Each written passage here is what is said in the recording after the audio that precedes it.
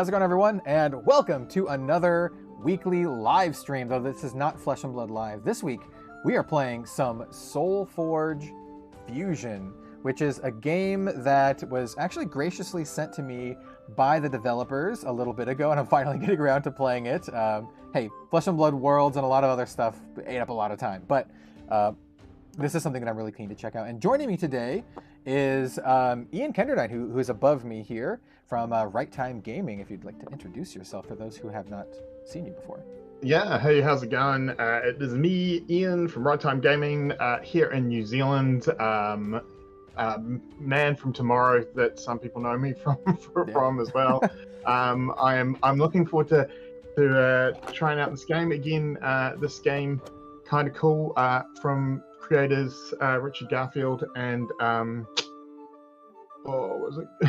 It's a Stone Blade Entertainment. I'm not sure of his name exactly, but they made Ascension. So this is basically Richard Garfield and the dude who made Ascension, which is a deck builder. Jason Gary. Yeah, that's his name. Yep. Yeah. Team Onion Bun says hi, Ian. Yes. Hello. Hey. Hello. How's Chat. it going? It's a fun wee game. Again, probably it's reminiscent of Keyforge if you've played that, but slightly different. Again. When I first heard about it, I like Keyforge. I have some videos, like old videos here on the channel about Keyforge, but I think this game shores up some of the things that I didn't like as much about Keyforge that I think are still kind of cool.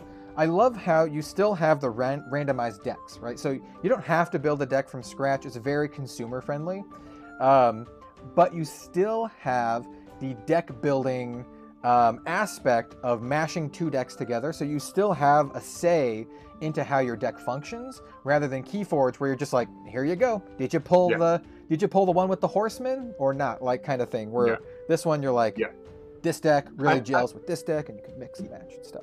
Yeah, I guess probably what it feels like a bit more than necessarily deck building is actually more like plain sealed, where you have limited options, but you do have some options to play with. So like, and that's what I quite like about it, is that it's sort of like you're making some decisions, but the deck itself will play out, and you will have to adapt. You'll have to play through it a couple of times and adapt to what the deck does necessarily. But again, it is very nice in that it is. So you can see Kel there. You've got the starter box there, and then I've got the booster kit here, and both of these come with 4 half decks, one of each faction deck, and the nice thing about it is you just pick 2 different factions and jam the decks together, and then that's the deck you go on, and they are, as Kel said, they're algorithmically based, so no 2 half decks are the same. Yeah, they have the same funny names that Keyforge has too. Yeah. So what you'll get is you'll get the back of your pack will come with what's in the deck, and what's kind of cool is that each faction has 2 different it's upside down. They have 2 different avatars, so you could get one of either of the 2 avatars for your faction, but I think there's like something like 4 different skill sets that can be set in the turn 2, turn 3, turn 4 phase. So that means that even if you have even if you get 2 Aurorus like this guy, he may have different powers in the 3 different slots, which will mean the deck will play differently, which is cool. Yeah. So I only have the starter set, so I have 4 half decks to choose from. I think we're going to be playing, at least to start, the green and the purple one here. I do have this other one, Ironbeard. This has a ton of rares in it, but I don't think it gels really with the other decks. It has like how many rares does this one have? It has 5 rares out of like a total of not that many cards. So I'm like, oh, a bunch of rares. but I think these two synergize a little bit better, and I think it would be more fun. Also, this deck comes with the card that I use as a thumbnail on here, the Palladium Simulacrum, which is a rare, and I was like, oh, that looks sweet. So, yeah, I am running a blue green mix, and one of the reasons I am running it is that my blue deck here is called the Improvised Caffeinated Circle, which I feel as the coffee guy, this deck just spoke to me. It was fate, and then my other one is the Toxic Trailblazing Kings. So nice. So I'm calling this the Coffee Kings. Is what I'm calling my deck. So I have the Aristocrats of Scheming Gifts, and then the other one is just like gibberish, but it's fun gibberish. It's the Host of Stalking Aramis 007. Literally says 007 on it. So I've got the stalking. This host. is what I really liked about Keep Fortune. What I like about Solforge too is it's that because of the algorithmic things that they have a random name generator, and for someone like me, I quite like picking decks on the name more so than necessarily the power of the deck to begin with. Cool. So I'm pretty sure this is going to be my first time actually playing, but I have watched the professor's how to play video. Let's kind of get on with some gameplay here. So I'm pretty sure you take out just the level 1 cards from each deck, yes. And then you shuffle those ones together, and then we level them up as we play, or we upgrade them as we play. Yeah. So for those who don't know, the deck has basically the deck is a 30-card deck, but it has levels 1 through 3 of each card. Yep. And what happens is when you play your level 1 card into the arena, you then put in your discard pile the level 2 version of it. And same again, when you play the level 2, you put in the level 3.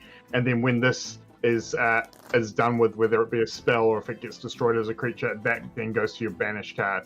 And so basically, you're upgrading your deck as you play it. But the thing about it is you're not upgrading all of your deck at the same time. It's only as you play the card. So it does mean that the decks will play out slightly differently each time. Yep.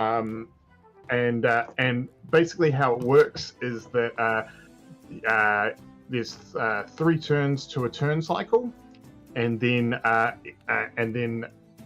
there's 4 turn cycles in the game. So the first turn cycle, your hero has no ability. You're just sort of setting up. Then in turn cycle 2, your hero will have basically a once per turn ability that you can use at any time during the turn cycle. Then on turn cycle 3, they have a different one use ability, and then turn cycle 4, they have another ability. And basically the game runs till it's 50 life each, but it runs till either one person is dead, or at the end of the 4th cycle, if there's no definitive winner, it's the person with the most life left, and if there's a tie, then you play an additional 3 turns of basically sudden death until there is a life switch. Yep. We'll talk about some of the other mechanics as we go on, and there's a couple that weren't exactly covered in Prof's video that I'm a little curious on. Like, I know that if you have the Forge alternates between who has it. If you have the Forge, you play your dudes in like the first lane, which is kind of like the more aggressive lane. And if you don't, you play it in the back lane, unless you have certain keywords. Like defender keywords are always played in the defense lane. Aggressive keywords are always played in the aggressive lane. When you change Forge, you also defenders become they move up. But I wasn't sure. Defenders. I wasn't sure if they swap. Yeah. So what happens is that if you have the Forge, basically if you have the Forge, that means this will be up, and you're in the aggression, and so you put your stuff in the front row. Yeah. If you don't have the Forge, you put your stuff in the back row. Then when the turn ends, the Forge swaps, and if you've got characters in the back row, you move them to the front row. However, front row characters never move back. Okay. So it only just moves front then. It just moves front, except for defenders. Defenders will stay in the back row. They'll never move forward, unless a card makes them move. Okay, basically. cool. Yeah, that was one of the questions that popped up during the how to play that I was like, it doesn't explain. So I was like, I'm just very curious on that. So yeah, do you wanna get started? We have lanes.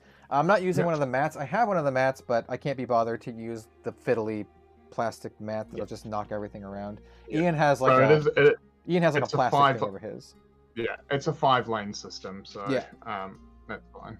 Yeah, should be good. I've played a number of webcam WeCross, which is like 3 lanes. So the lanes, we'll get it to work. So like this lane for me will be should be perfect for. Actually, you know what? I might have to flip. Now that I see it, I might have to flip Ian around in OBS. So actually, let me find Ian in OBS. We'll flip it around here. So let's see. Yeah, that's the right one. So I actually need to rotate him so it's actually against me in a way that makes sense. So we're gonna rotate this 180 degrees. Yeah, there we go. That works. Okay, cool. So yeah, it should go directly across his lanes like this. All right. So, yeah. All right. So and I've just got some D6s here, and this is my lane 1. This is my lane 5. So yeah. So for me, this would be lane 1 for Ian, right? So this right here is lane 1 for Ian. This is lane 5. To the people watching, you'll see it perfectly. It'll line up perfectly, as though we were sitting at a table, right? But for us, it's a little different because of the way I have to do this. So we'll have to just... Not a problem. So you know what? In fact, you have lane 1 here. This is one tip that someone said. They were like, bring some die. And I have a ton of dice from D&D. So what I will do is we will do lane 1. And then... Is this one easy to see? It's not as easy to see. Lane 5. There we go. So this is for Ian's reference, lane 1 to lane 5. Yeah. So now the other thing too is because you start with two Forgeborn, which are the characters, which are the 2 of each side. At the start of the game, you decide which Forgeborn you're going to use, and then the other one goes underneath. Yep. So I'm going to use Steel Rosetta as my Forgeborn, and she has at level 2 she has Repurpose, which is choose a creature. If it is replaced this turn, you may reanimate it. At level 3 she has Tinkerer, which says play Mega Gizmo, which is a minion, and at level 4 she has Inspire, and it says this has the level 4 ability of your unused Forgeborn. So it means that I actually get the level 4 ability of Oros here, which is Dark Forge Drain, that gives a creature +2 attack, +2 defense for each spell in my banish zone. So that'll come in fairly handy. Yeah. Before I say mine, I want to give a shout out to the few folks in chat. How's it going, everyone? I hope we're at least informational for folks who've never played Solforge. I know it's not like a huge game, so I assume that a lot of folks have not played it, and maybe this is your first interaction, so we're going to explain a lot. And it's also my first time playing it, even though I've watched Prof's video like 4 times. I have a gist of how to play it, but we want to be thorough, so you can follow along with us. And so shout out to the folks here in chat. Give a shout out to DM Armada in chat and Sir Paper. I'm going to be playing with the Forgeborn Circe, who has a lot of control style abilities. So her level 2 is I get to upgrade, and so a lot of part of my decks is it lets me upgrade cards without actually playing them first. So it lets me upgrade a little bit quicker. So her level 2 is upgrade a level 1 card in my discard pile, then return it to my hand. So it lets me like do some cool stuff like that. We have Death Touch, which says destroy. This is level 3. Destroy a level 1 or 2 creature. And then my final ability is Life Drain. Deal 8 damage to a creature, then I gain 8 life, which is pretty cool. So I have a lot of like built-in removal on my Forge board, which is pretty cool. Cool. And yeah, for keeping track of life, how do we want to do this? Do we want to just use a bunch of? I'm just going to do the 50 on some paper here, though I'm not sure how easy that is going to be for people to see. Yeah. That's probably paper's probably a good idea. I don't think. I'll try to keep track. I'll just let people know as there is life change it. Let me see. Does this fit? Again, normally I would use life counter on my phone, but my phone is my other camera today, so. Oh yes, let me see if I have a phone app. I don't know if I do. I have the Dragon Shield app, but I don't think it has a life counter on it.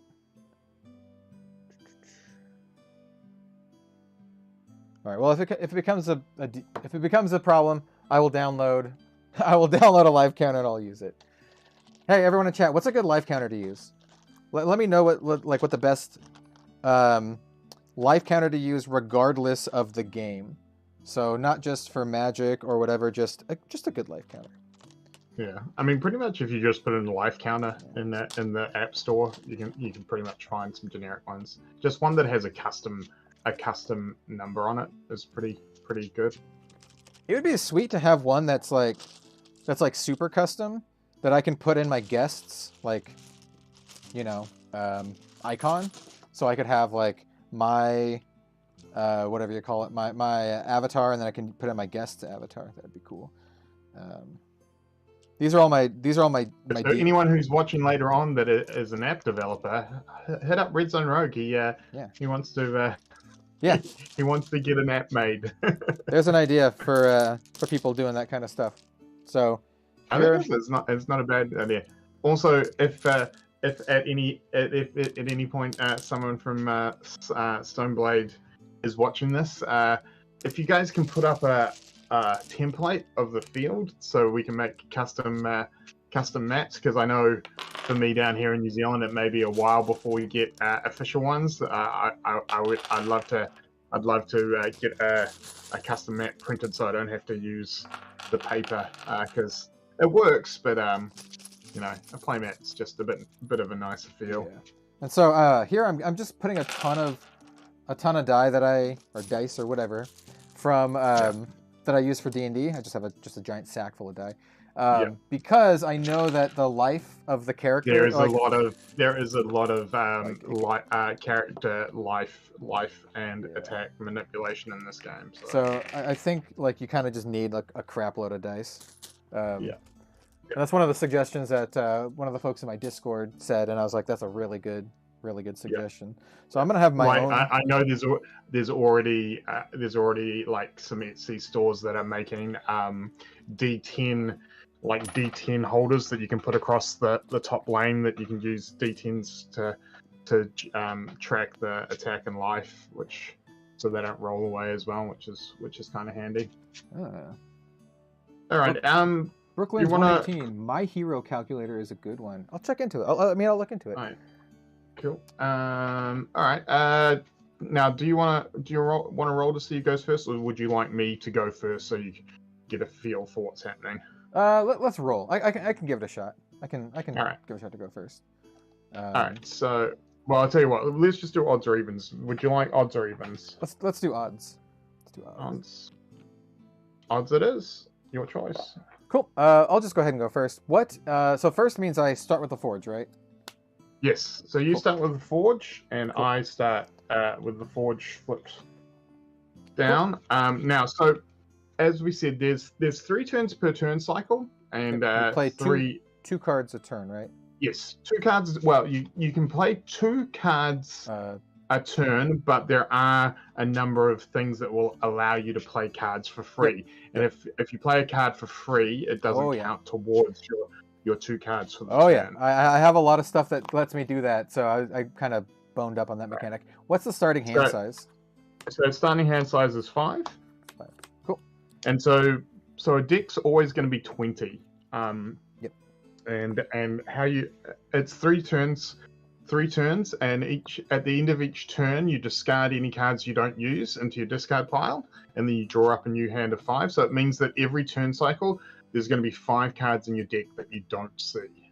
Okay, so I think we'll start off down here. On my screen, this is the middle lane. I'm playing Stout Hide Stegodon. He's a 5/5 with Breakthrough, which is kind of like Trample if you know Magic. It does excess damage.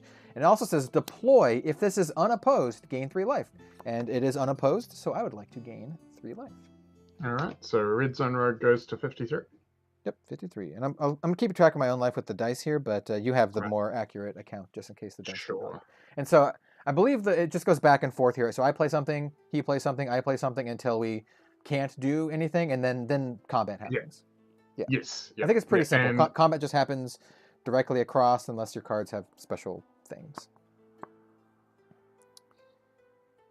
Oh, I should have played this one first. Oh, no, wait, no, never mind. Never mind. Cool. And so I assume that we do not draw... Oh, so actually, I should have done this. So I played this Stout Hide Stegodon. I need to go. Yes. I need to go get it and put it in my thing. Yes. So you need to go get the level 2 of it, which is the level 2 is the blue bordered cards. Yeah, Brooklyn says upgrade that card. I gotcha. First game, literally first game. I will try to remember to do that every time I play a card. Now, does this card count as the discard pile? Yes, so discard pile is what you put the upgrade in, and then the banish pile, which is under your forge, is what you, if you play a spell or when your characters from in play get destroyed or replaced. Okay, and then my other question is timing on abilities. So, if my dude has an activate ability, when can I do that? Can I do it whenever? So you can do that when it's your turn. So basically, so it's your turn now. So you could do an activated ability now, or when you play your next card, that is your turn. You can do an activated ability then. Okay. Does it count as like my turn? No. Okay. You just do it. Okay. You just do it. Yeah. My other question is: does it have to be before I play the card, or can I play a card and then activate? You can play a card and then activate. Okay. And often you'll have to do that because, like the activated ability, kind of needs stuff to happen. Cool. Sounds good.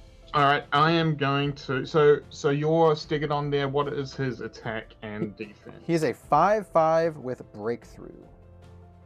5/5 with breakthrough. That's pretty big.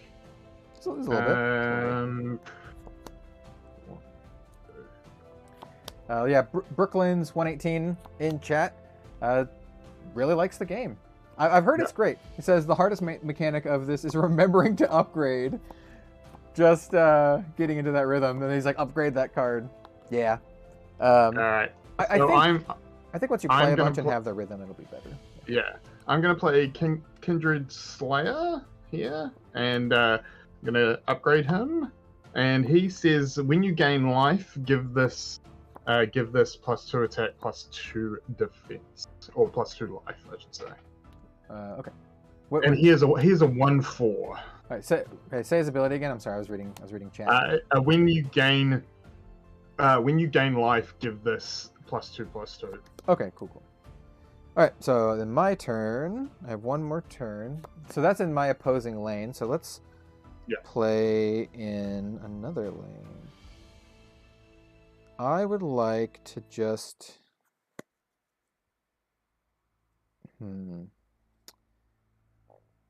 Do I want to just kill your dude? I kind of want to just kill your dude.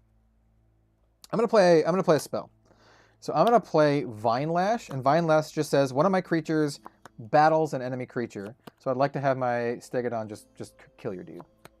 Yep. So what happens here, because we battle, because your dude's got breakthrough. So normally it's just damage on on to the character, but because you've got breakthrough, anything you do over the top is going to go against me. So my defense is 4 and your attack is 5. 5. So one breakthrough is going to go across. So I got a 49. And then I will do 1 damage back to your dude, and that will stick on your dude. Yep, and then I'm going to indicate the total life with the die here. So this isn't 4 damage. This is like the life he has left. So this 4 means he has 4 life left. And then I believe cards that I play get banished, and then I upgraded my Bylash, and it's your go. That is correct, yep.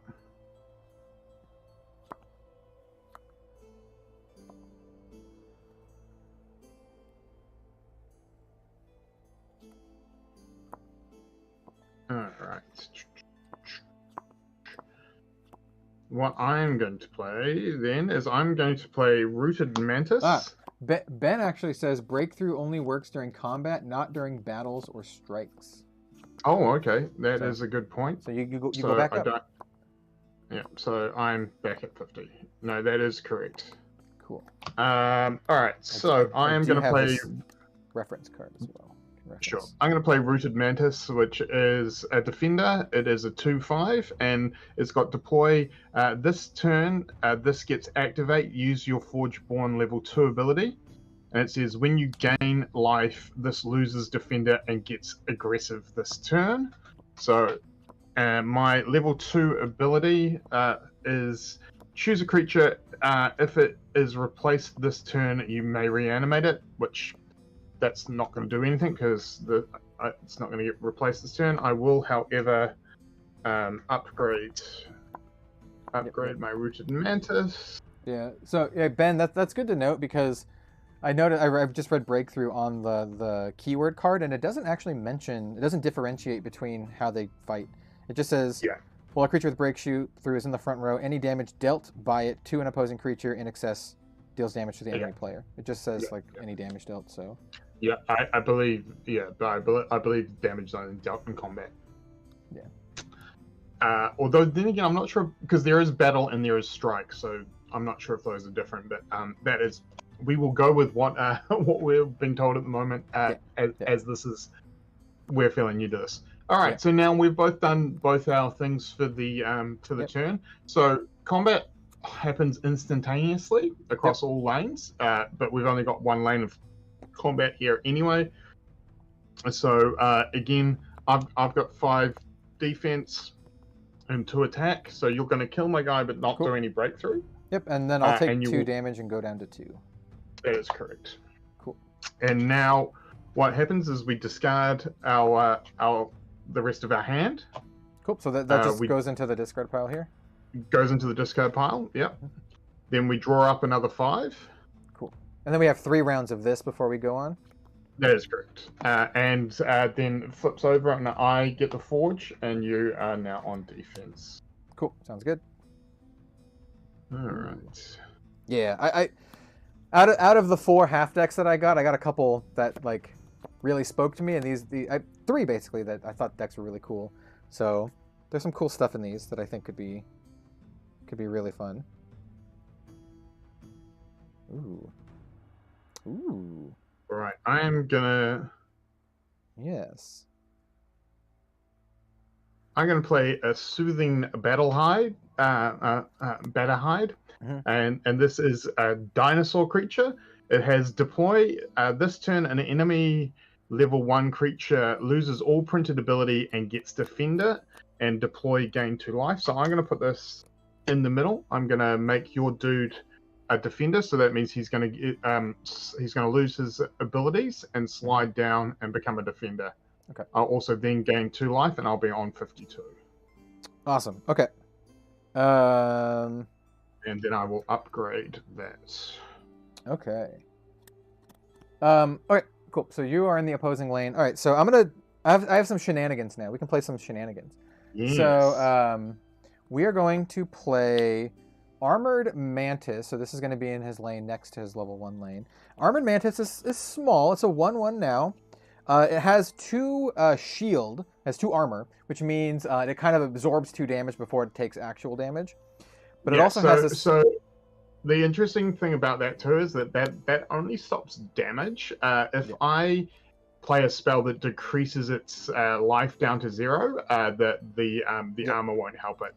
Yeah. So, but he has another ability, and this one makes it really good. It says deploy this turn. This gets activate. Use your Forgeborn's level 2 ability, and so I will activate it to use my Forgeborn's level 2 ability, which is upgrade a level 1 card in my discard pile, then return it to my hand. So I'm going to go find a level 1 card in my discard pile, and then I'm going to upgrade it and return it to my hand. I also need to play the other one. So I'm going to go upgrade and grab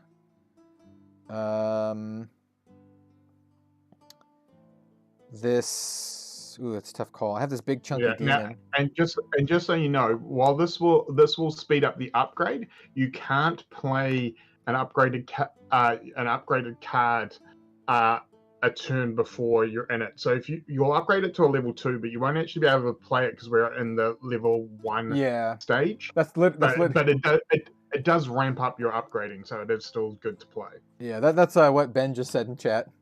Yeah. All right, so I'm gonna upgrade this Leyline demon. So I have a couple of questions on how some of this stuff works. So let me go grab my upgraded Mantis. So that goes in here.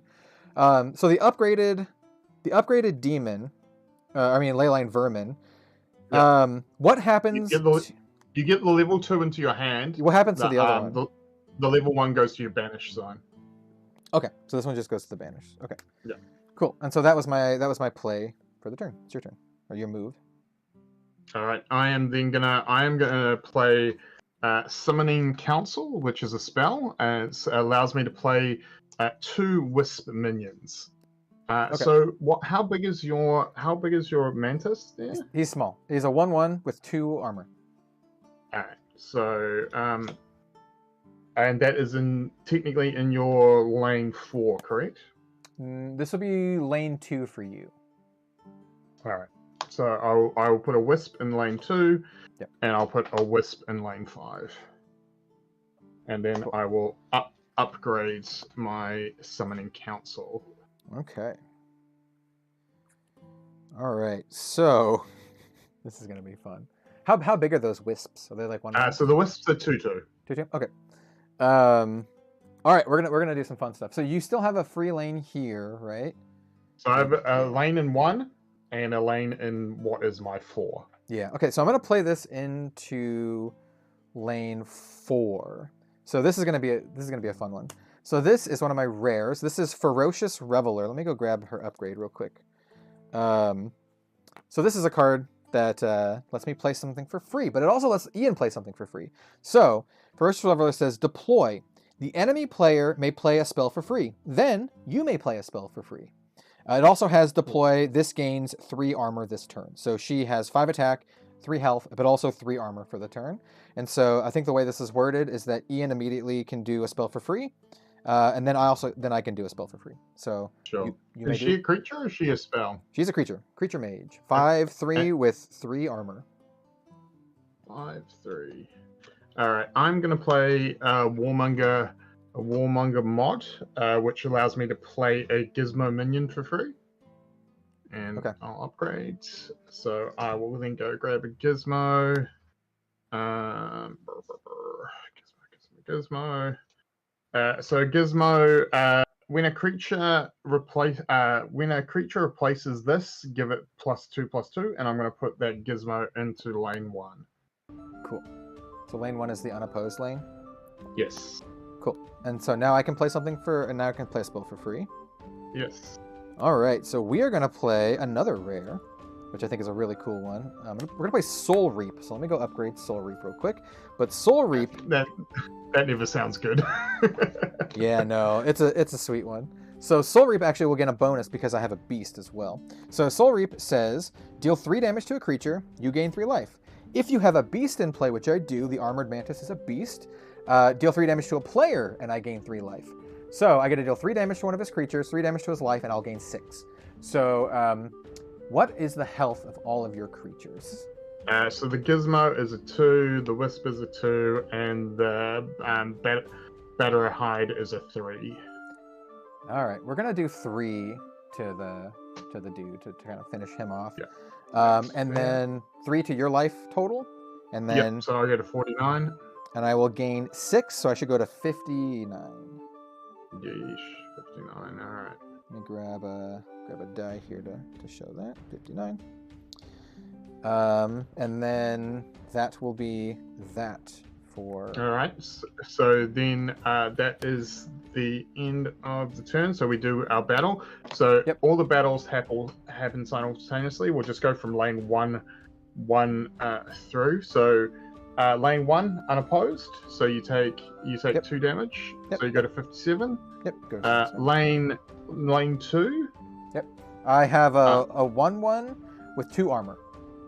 All right. So I take 1, and you lose the 2 armor. Yep.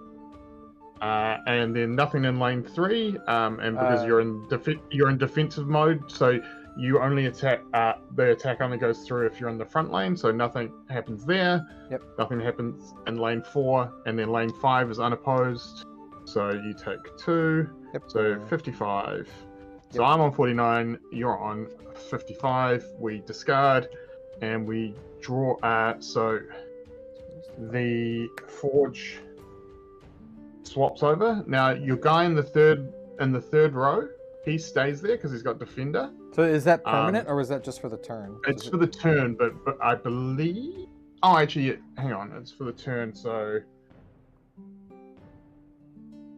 yeah, I'm not sure if it's the end of the turn or the start of the turn that you move. Because if it's the end of the turn, he stays. If it's the start, he can move. I believe the move happens at the end. All right, this is for a chat. If Ben and Brooklyn are still in chat, if my dude has Defender until the end of the turn, when the turn ends and the Forge swaps, does he go up or does he stay down? Ben says it will move up. All right, cool. I will believe. I think that's correct because I think it is.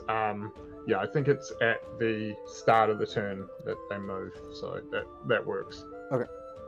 And I draw 5 cards. Cool. And so this is the last turn of this round, I think. So this is the last turn of turn cycle 1, correct? Yep. Defender wears off before moving occurs. Yep, got a couple. Mm-hmm. Thank you, chat. Thanks for, again, bearing with us as we learn. Oh, interesting. Okay. Oh, and then I assume the creatures that are activated, they unactivate. Oh no, they stay activated for the turn cycle. So basically, they can only activate once per turn cycle. Okay. Okay. Yeah. But an activated creature can still attack and defend. It just can't activate again.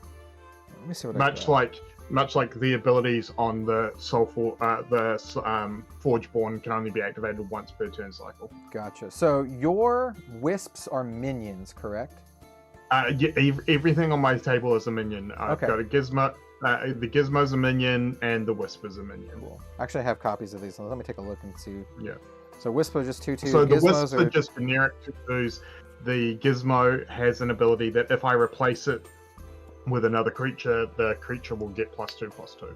Okay, so I'm going to play this Bone Scythe Demon in lane 1, which is the same lane as your Gizmo, and I will also be targeting the Gizmo with this effect. So the effect is deploy, destroy a minion. So I would like to destroy your Gizmo, and I will go upgrade my Bone Scythe Reaver. There we go, Bone Scythe Reaver. And he's a 4/3.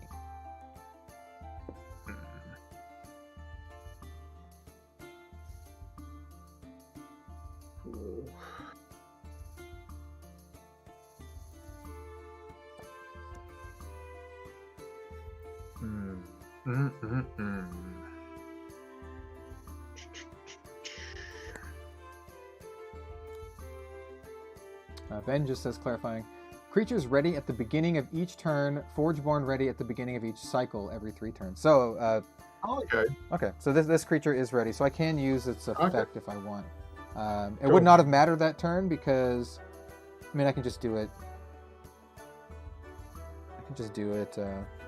Later. Let's see what I got here. But I want to actually level up. Probably this one. Yeah. I'll do it on my turn. I'll do it on my next turn.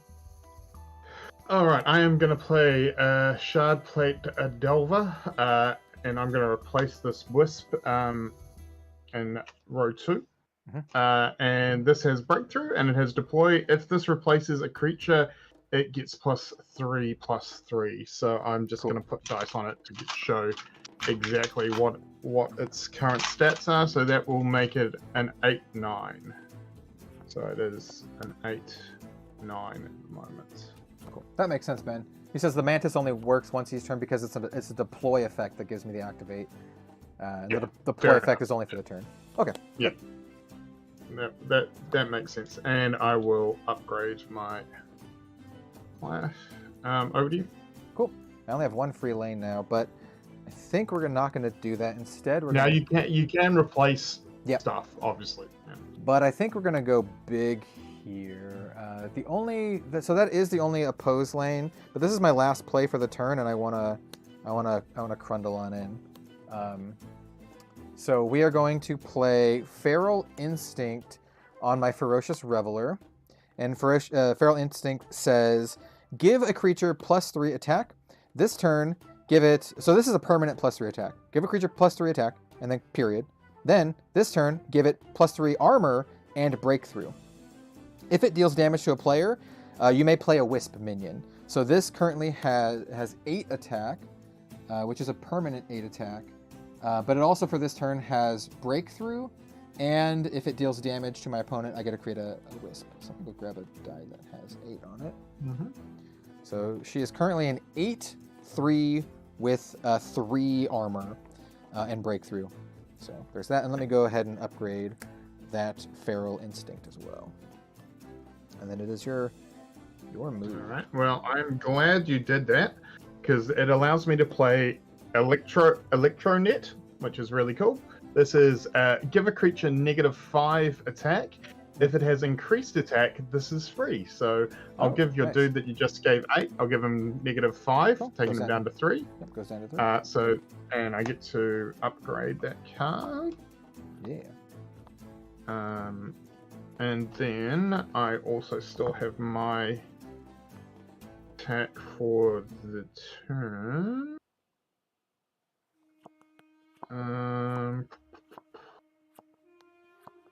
So, can you give me a rundown of your creatures' scores there at the moment? So 3/3 with 3 armor.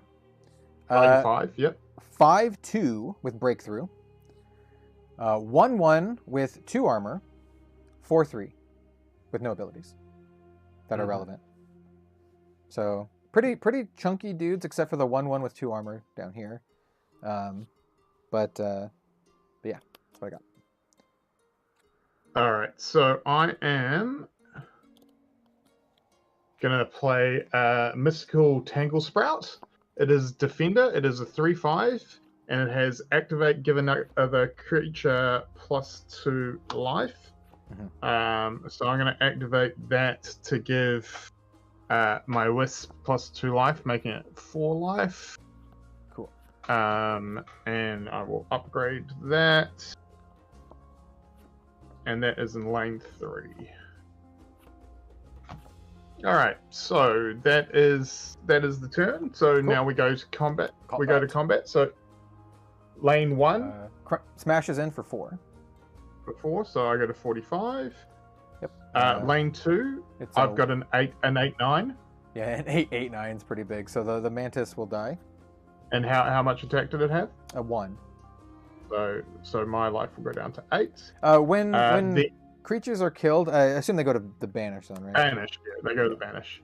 Okay. And then Mystical Tangle Sprout in lane 3 is a 3/5. So they'll trade. He's a 5/2. Yep.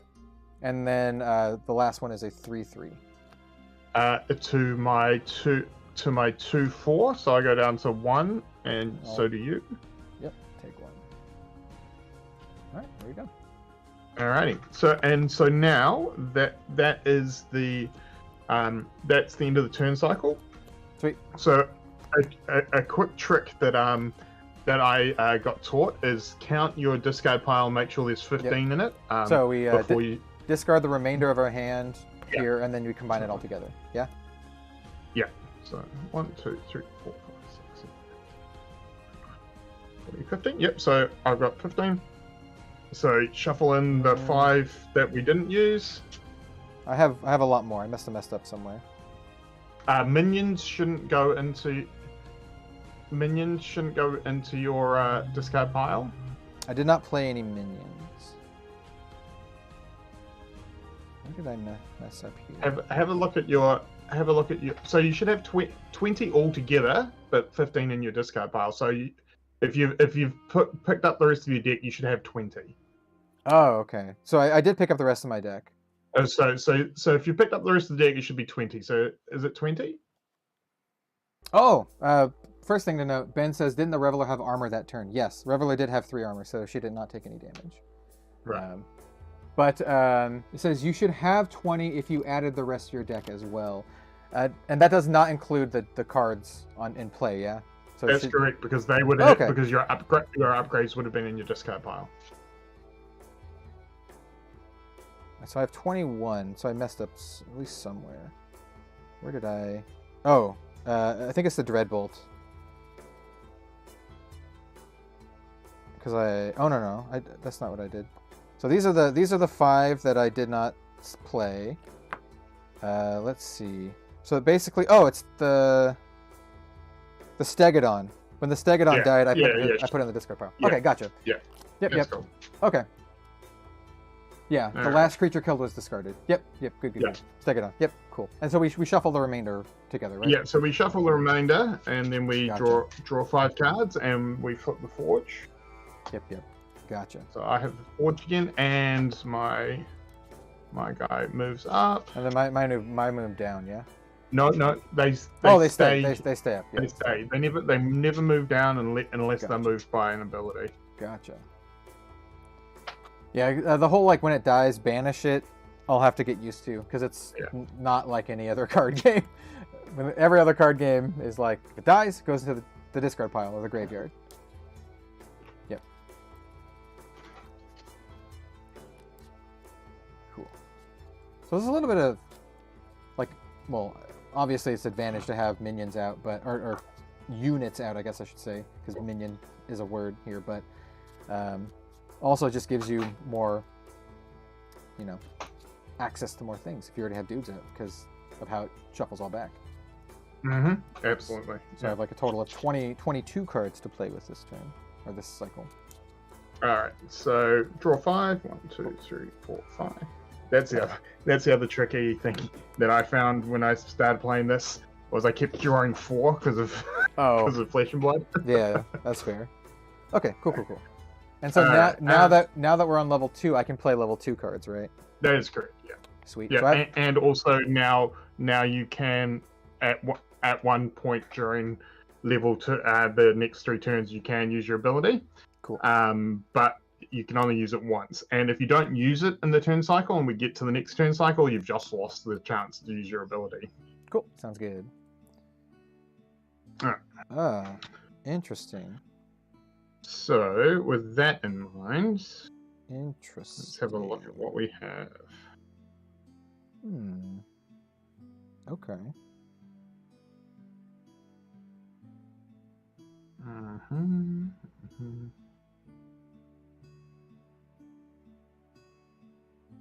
Weird.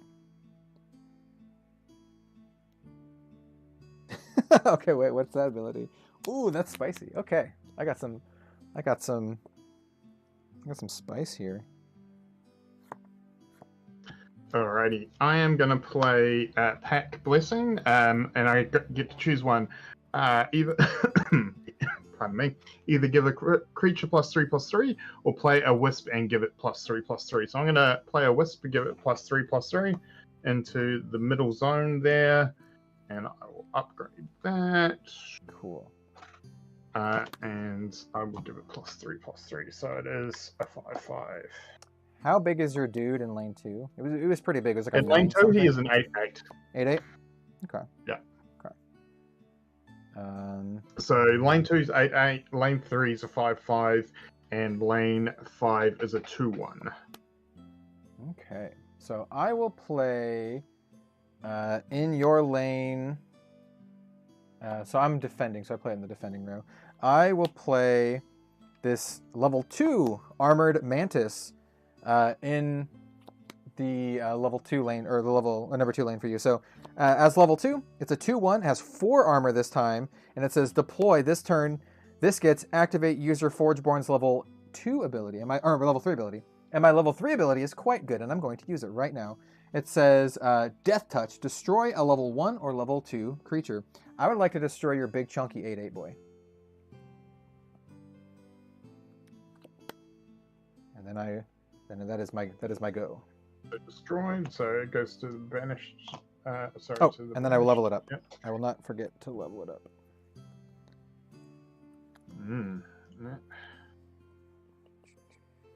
That does change it a little bit.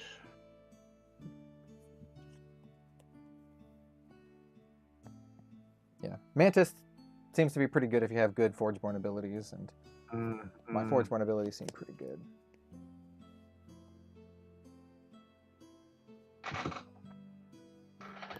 That is actually really annoying.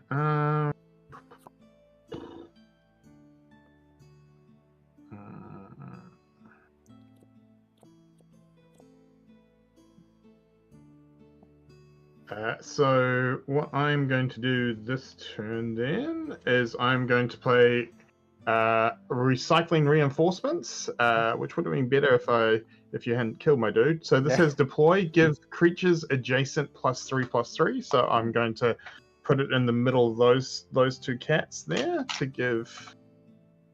So that means this guy's going to go to 8, and then this guy is going to go to 4. And then deploy if this was replaced. If this replaced a creature, it gets +2/+2, which unfortunately it didn't have a chance to do because you killed my dude. So it is just a 1/3 itself. Okay. And I will upgrade it. So let's see. This lane is unopposed, or you don't have a dude in this lane this round. You don't have a dude in this lane this round. And you have like a, how big is the middle lane? He's pretty big, huh? So my middle lane is a 5/8. Then lane 4 is a 1/3, and lane 5 is a 2/4. Okay, so so that was your last play for this round. For this round, so my last play will be to block your middle row with my level 2 Stout Hide Stegodon, which is an 8/8. With breakthrough, and deploy if it's unopposed. I gain 4 life. It is not unopposed, but it's still an 8/8 to bounce off of your 5/8 to kill him. So I will level up my Stegodon, and that'll be that. We'll go to combat here. All right. So lane 1, how big is your dude in lane 1? So 4 is 4. So I take 4. So I go to 41. Yep. Lane 2. He's in defensive mode. Nothing. Yep. He's in defense, so nothing. So lane 3, I'm a 5/8 to your 8/8. 8/8. Yep. So I'll take 5 and go to 3. Yep. And I will die. And my dude has breakthrough, but breakthrough only goes when attacking. Breakthrough only right? works if you're in the front row. Yeah. Yeah. Okay. Then lane 4 is unopposed. Yep. So you take 1. Take so 1. You go in 54. Yep. 54. And then lane 5, I'm doing 2/4 to your 3/3. 3/3. So he should have had 1. Oh no, he had armor last time. Yeah, he had armor. Yep. Yeah, so he takes 2. I go down to 1, and he takes 2. Yep. So we both go to 1. And we both go to 1. And then we discard, draw up, and you get the forge. Yep. So discard. I get the forge. Then my dudes also move up. Yeah. And then I draw. Excellent. And then this dude also becomes cool. So yeah, I think this is a game, like, the more you play it, the more you get familiar with it, it'll be like pretty quick, I think. Ooh, that's a sweet one. Yeah. Definitely. I think there is a case to once you know what your deck's doing, what you're trying to do, you will speed up. Ooh, this is spicy. Oh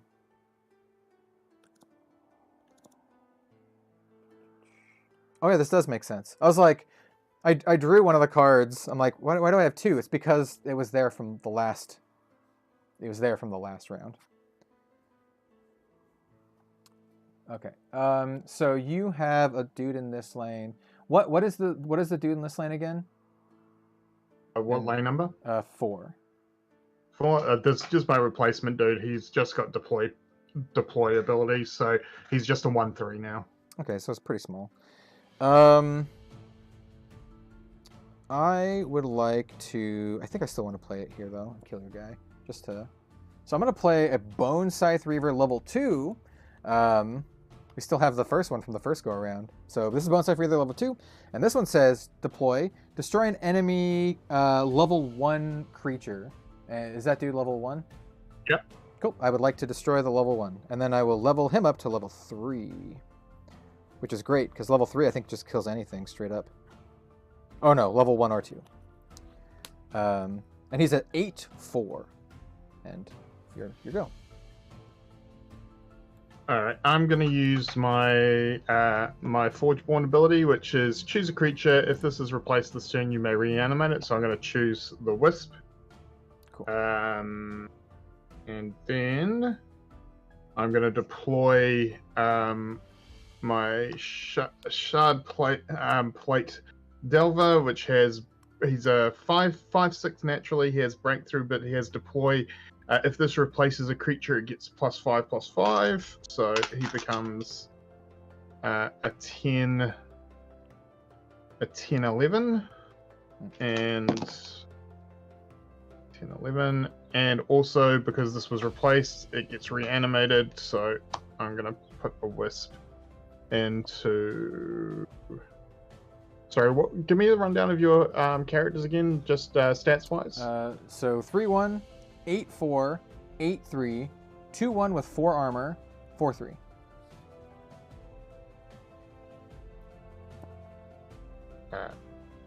Right, so I will reanimate the Wisp into lane 1. Okay. Yeah, lane 1 has the 4/3 bone Yep. scythe. Alrighty, I think what we want to do is, as my second play, to clean some stuff up. But first I want to activate my Forgeborn's ability for the turn. So this is upgrade a level 1 card in my discard pile, then return it to my hand. So what we're going to do is we're going to upgrade. Well, actually, let me see what they do. First time playing, so I don't remember exactly the upgraded one. So what's the upgraded Creeper? That's pretty big. And what's the upgraded Shroud Thorn Splicer? What's that do? Yeah, I think we're gonna do that. Yeah, so we're gonna upgrade this Shroud Thorn Splicer with the level 2. And that goes in my hand. And then for my play, we're not going to play that, even though we could. Instead, we're going to play a card that I played last turn, which is pretty sweet. I don't think Ian will think it's sweet, though. How big is your dude in lane 5 again? He is a 10/11. Oh, 11's pretty big. All right.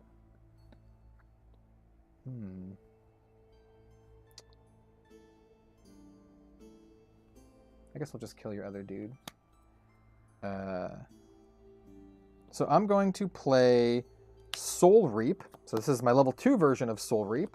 Soul Reap says deal 5 damage to a creature, you gain 5 life. If you have a beast in play, deal 5 damage to a player, you gain 5 life. The Armored Mantis is a beast, so I will be gaining 10 life total. Doming Ian for 5, and then does anything that say creature, can it also target a minion? Yeah, because a minion's still a creature. Yeah, so I will target your minion for the 5 damage. So I will go up by 10 here. So I have me at 64, and 64. I'm at 36. Okay. Yep, and then I killed your little Wispa dude. We'll level up this card and not forget to do that. Yeah. So your dude in lane 5's only got 1 life left, correct? Yeah, it's a 3-1. Yeah. So 3-1 in the 5th row, and how much are the others? Sorry. So this is a 3-1 in the lane where you have a dude, and then I guess all the other lanes are unopposed. So this is an 8-4. This is an 8-3. This is a 2-1 with 4 armor, and then this bone scythe is a 4-3. The small, I mean the lane 1 bone scythe is a 4-3. So a lane 4 and a lane 1.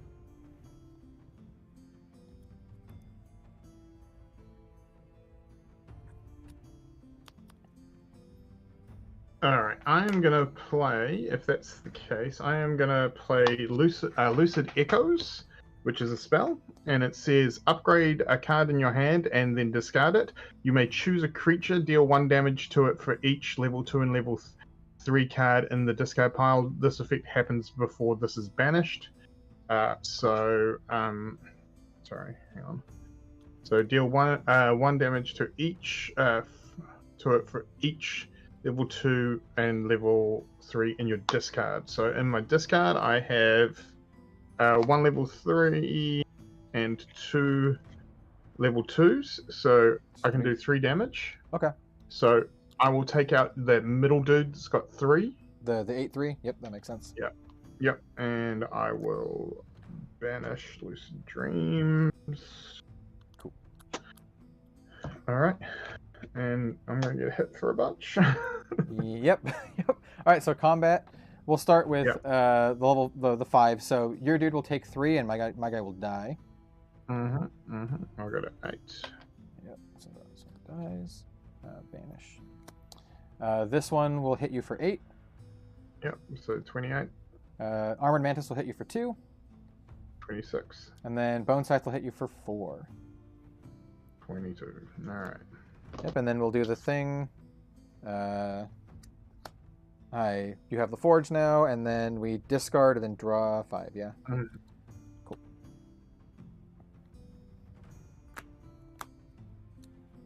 Cool. Alright. Sounds good. Alright. Now I need to get rid of some of these cards. Alright.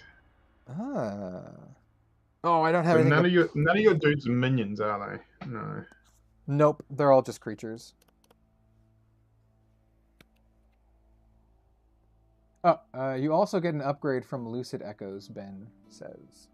Yes, I did upgrade that. Okay. I believe. Cool. Yep, got it. Okay. Good looking out though, Ben. Yeah, appreciate it. By the way, appreciate all the help from chat today. Yeah, absolutely, we do. All right.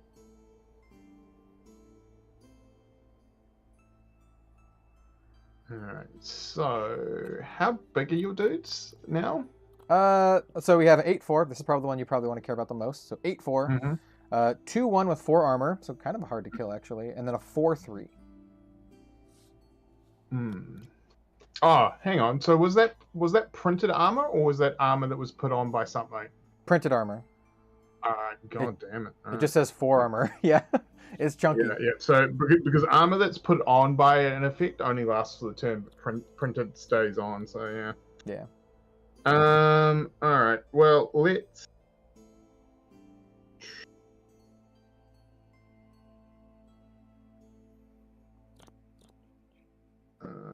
Ben says, Lucid Echoes upgrades as part of its text. You get a free upgrade in addition. Oh, okay. No.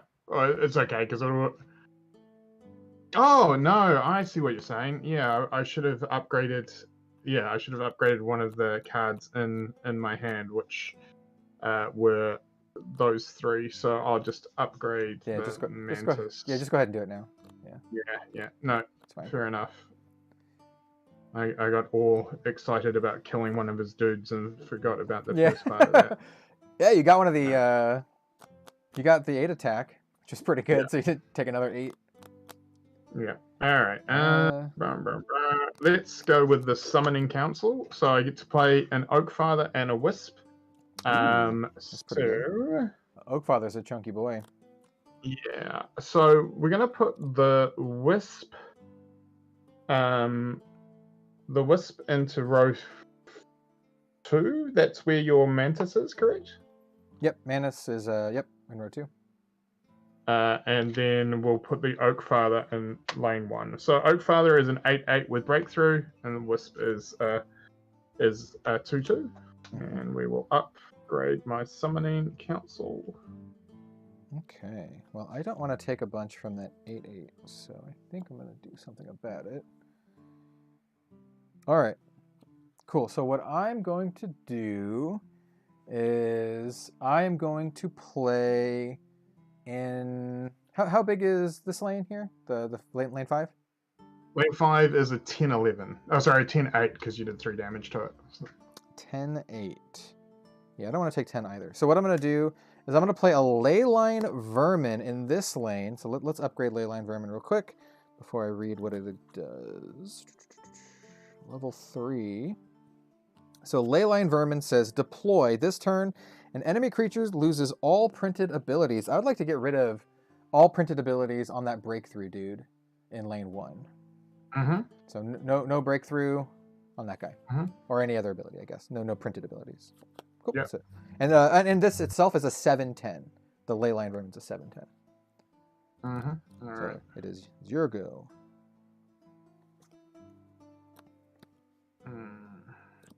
How are you liking this game? It's one I've been interested in getting, but not super sure about. So this is my first game of it. So far, it's pretty fun. I really, really like the fact that you can pick 2 half decks that you really like, and then make that into like your actual deck. Whereas Keyforge, you just kind of like open up decks till you find one that you like. I love that you can mix and match here, because like I only have the starter kit here that the dev sent me. But in the starter kit, I found a couple of half decks that I really liked. And so like, I like this kind of like green-black deck that has like big dudes and removal and that kind of stuff. And so I was like, you know, this seems fun to me, and I put it together. The gameplay itself is also pretty fun. It seems pretty simple. It's not like another minion-based game where you can swarm the board with like 30 dudes and make combat really complicated. I think it streamlines it much better. I like it so far. Yeah. All right. So I am going to be bringing in the Soothing Batter Hides. It has deploy this turn an enemy 1 or 2 cost creature loses all printed abilities and gains defender. So we're going to your 8/4 in lane 4 can go down and become a defender. And also I gain 3 life, which is what I really need to do because you are so far ahead. So I back to 25. You are on 64, which is 14 more than you started. Yes. I have a lot more life gain too, actually. So okay. So the only open lane here is lane 3. Okay. Cool.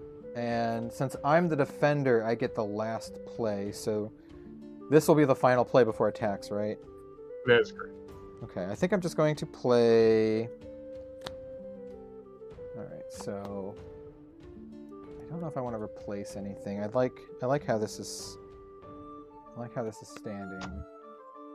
So I think instead I'm going to play this cheeky creature. So this is a Gloom Reaper Hag, and let me go upgrade her.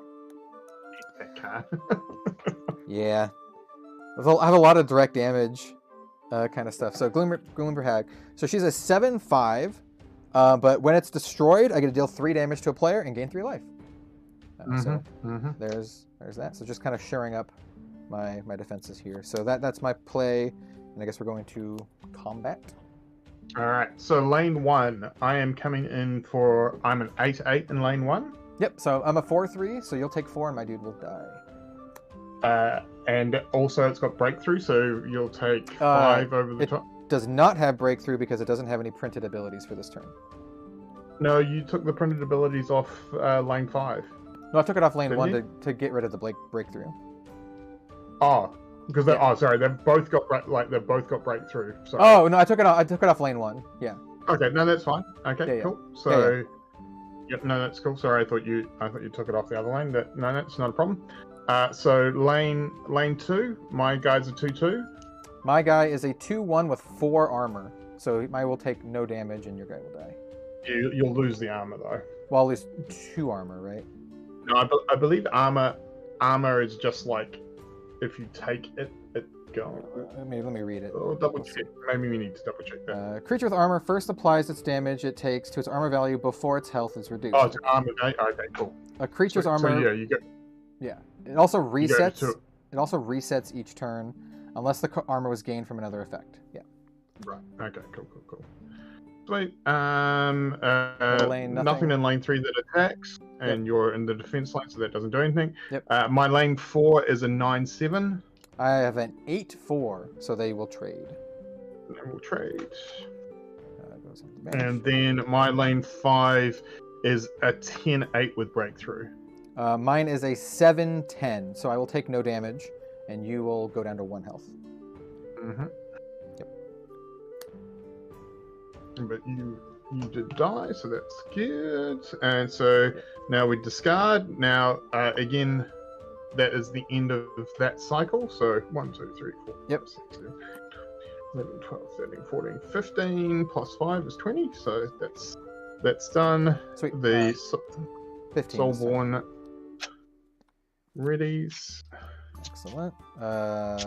Cool. And so I start with the Forge this time. You start with the 4. And so my Gloom Reaper Hag goes up.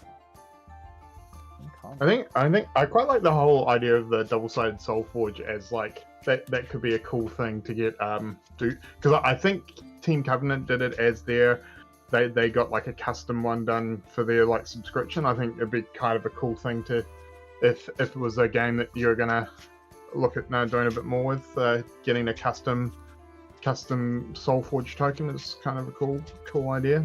Yeah, I think this game occupies a lot of the same space that Keyforge does for folks who like don't care about deck building, who don't really want to be bothered with it. You just like buy some stuff and just I think this is very much sits into that second game, for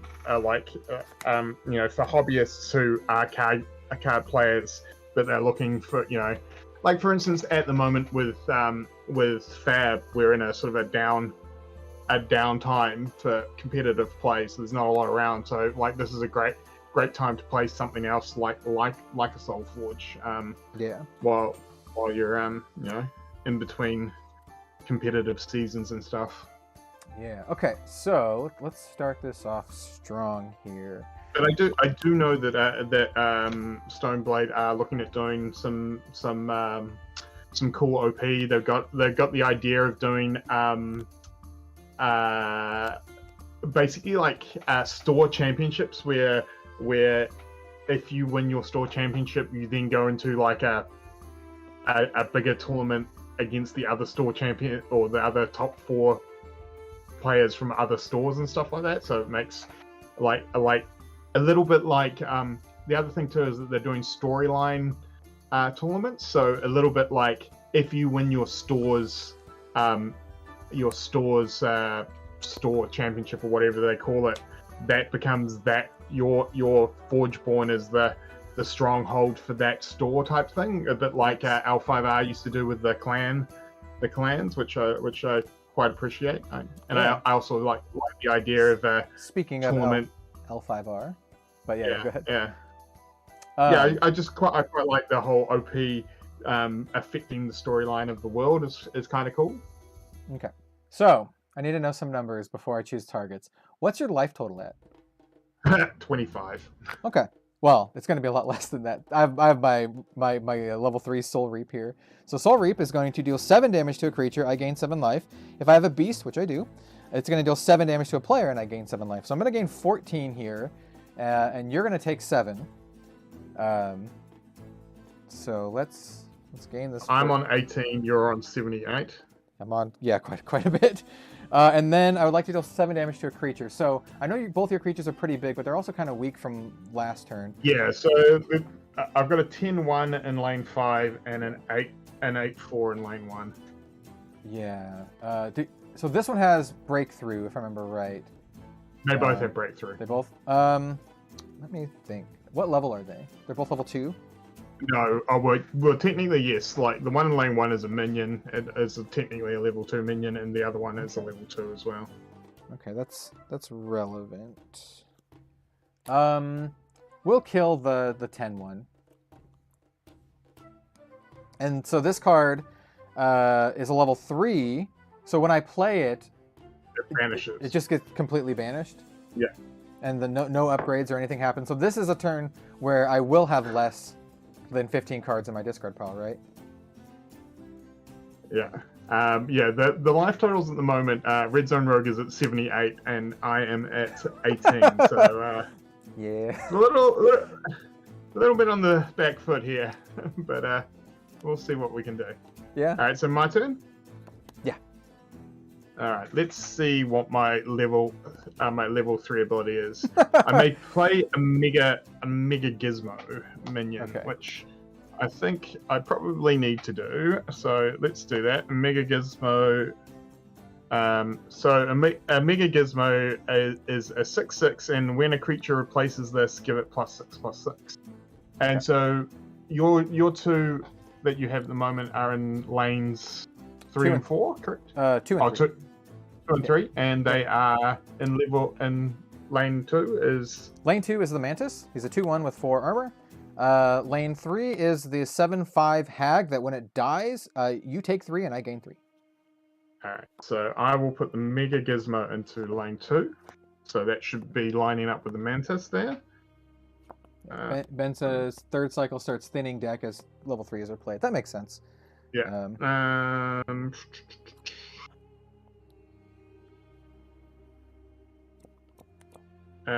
I am then gonna play Warmonger mod and upgrade it quickly. Which now Warmonger mod says play a Gizmo minion and you may play a creature for free. So we will play a Gizmo minion into zone 3, and then we get to play a creature for 3. So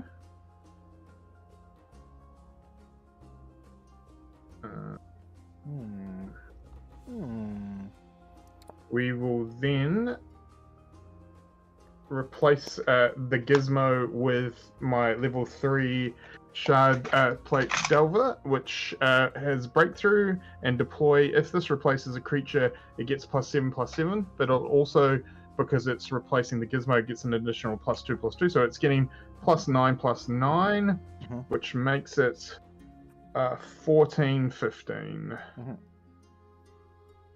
It's a level 3 though, right? It is a level 3, yes. Okay. All right, so let's see. So you have the big 14/15 dude here. Lane 2, how big is that one? Lane 2 is my Mega Gizmo. He is a 6/6. It's a 6/6. And then lane 1, how big is the lane 1? He is an 8/4. Okay, 8/4. Let's just go ahead and use my Forgeborn ability. My level 3 is destroy a level 1 or level 2 creature. I would like to... That's either the Goat Father or the Mega Gizmo. Yeah, I would like to destroy lane 1. No. So that was my Forgeborn ability. For the actual card that I play this turn, let's put a little bit of other pressure. I could do this. I think it's good to play this one now. It clears 2 lanes, but the damage isn't great. I'll just save it. So instead, I'm going to play a level 2 Shroud Thorn Splicer. So let me go grab a level 3 version of this guy. He's a pretty big dude. So he's a 6/6, and deploy. You may replace one of your minions with an Oak Father. So I'm going to replace this Mantis here. It's not a minion. One of your no, replace your creatures with a minion. Okay. Yeah, replace one of your other creatures with an Oakfather minion. Right. So I'm gonna place the Mantis here with this big old 8/8 Oakfather. And that's that.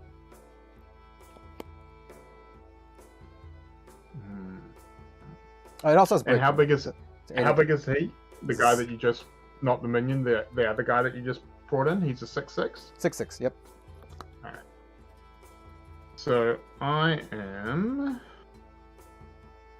going to deploy my level 3 Soothing Batterhide, which he's a 14/11, and deploy this turn an enemy's creature loses all printed abilities and gets defender. So I'm going to make your Oak Father a defender, and it'll lose all printed abilities. And I will also on deploy gain 5, so that takes me up to 23.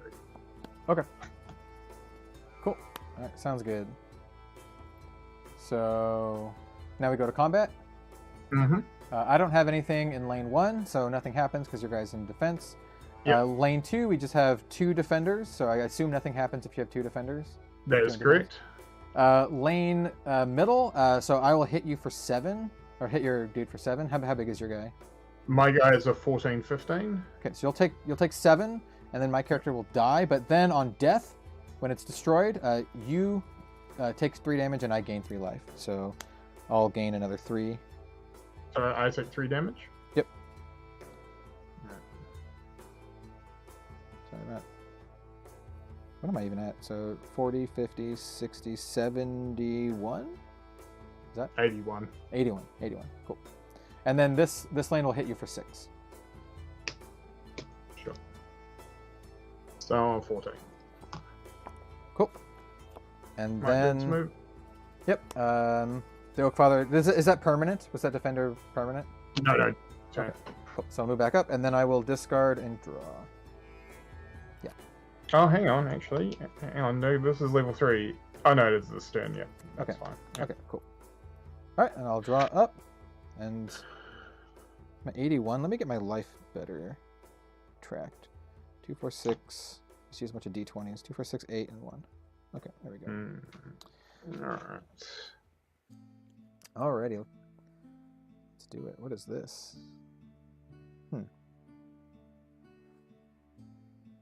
Ah. Okay. Alright. Okay, so I am going to play Recycled Reinforcement level 2. So deploy, give creatures adjacent to this +4 health, and deploy. If this replaces a creature, give it +5/+5. I'm going to have it replace the gizmo, so it will get +6/+6 from the gizmo ability +5. So it's going to be +11/+11. Mm-hmm. So this becomes 15/15. And 15, and then this will get 4, so it goes up to 12, and then this will get 4, which goes up to 15. Oh, they all gain like 4 life? Yeah. Okay. The adjacent ones gain 4 life, Okay. so 14, 15. What is the health And of all of your dudes right now? And I will upgrade my reinforcements. Cool.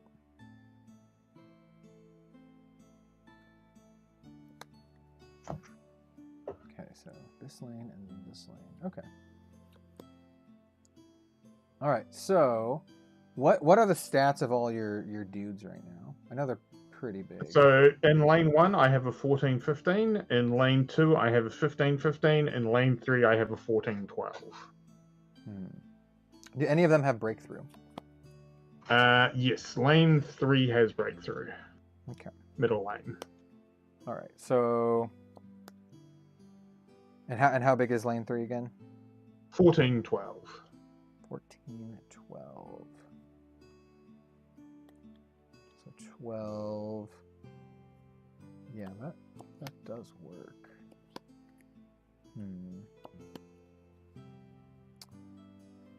Does work. 12. I'm gonna play. And how big is the dude in lane 1? You want to play this in lane 1? Lane 1 is a 14/15. 15, huh? So 15, 8. Yeah. so that won't actually kill him. So I think what I'll do to actually kill one of your dudes on combat. So I'm going to play Armored Mantis level 3. So you've seen Armored Mantis before. This one is a 4/1 with 6 armor, and it says deploy this turn. This gets activate use your Forgeborn's level 3 abilities, or level 4 ability, which I'm going to do right now, which is Life Drain. Deal 8 damage to a creature, you gain 8 life. I would like to deal 8 damage to lane 2, and I would like to gain 8 life. Go up to 89. Yes. So your guy's not dead, but it does put it into death combat range. So yeah, so 8 damage to that dude. Yeah. What's his health now after that? Just curious. So he's now at 15-7. Okay, cool. That's what. Math. Okay, so that's my play. Oops. Wait, I'm on defense, right? You're on defense, yeah. Yeah, it's down here. Yep. So that's in lane 1? Yep, lane 1. So currently on your side, lane 1, lane 2, and lane 4 are occupied? Yeah, this is lane 4. Or is he lane 5? This is lane 4. Alright, so I am... And how big is he in lane 4? He's a 6/6. 6.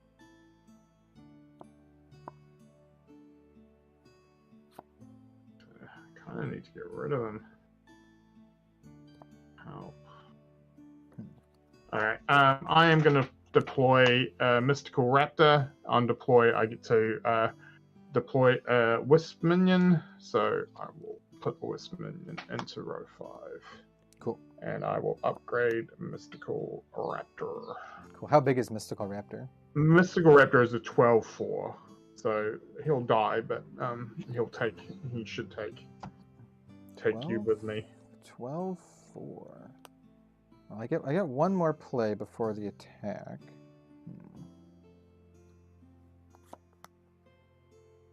I think I just want to conserve my life because I have such a lead.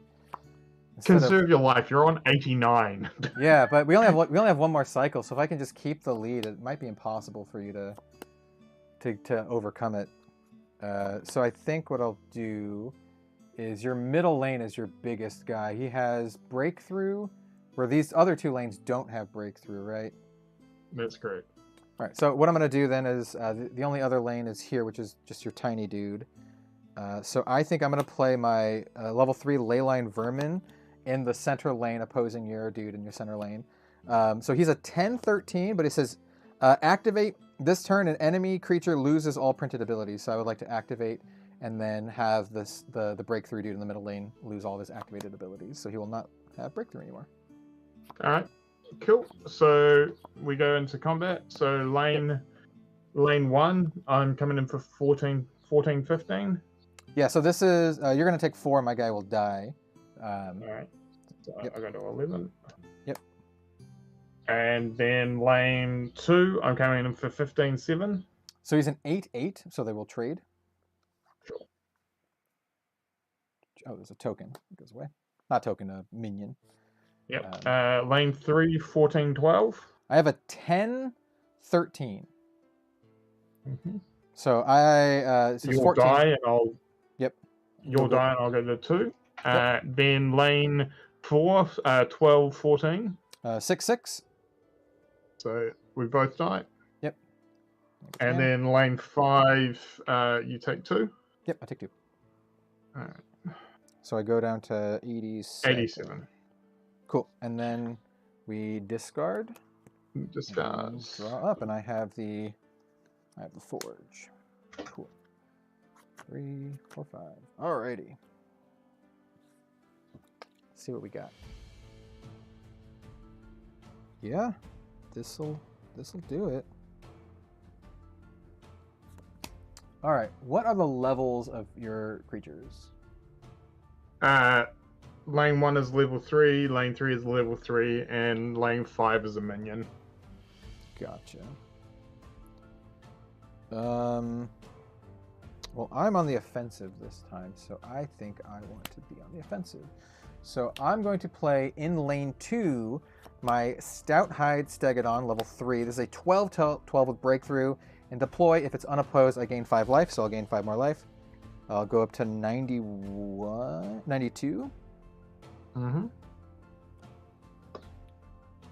And then it is your go here. Magyar. And he's a 12-12. Yeah. And he's the only guy you've got him play? Yep, only guy, lane 2.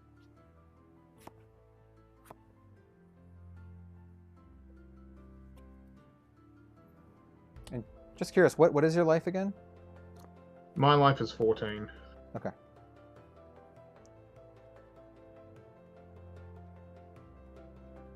Does he have breakthrough? He does have breakthrough. That's annoying. He's a big boy.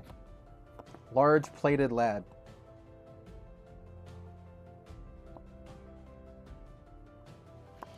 Alright, I'm going to play Stabilizing Scavenger, who has, and I will upgrade him, and he has an ability that says you may return a creature to its printed attack and a life. So I will return my middle guy to becoming a 5/6. 5/6, okay. Alright, so I think we try to cheese out the win with the next cycle here.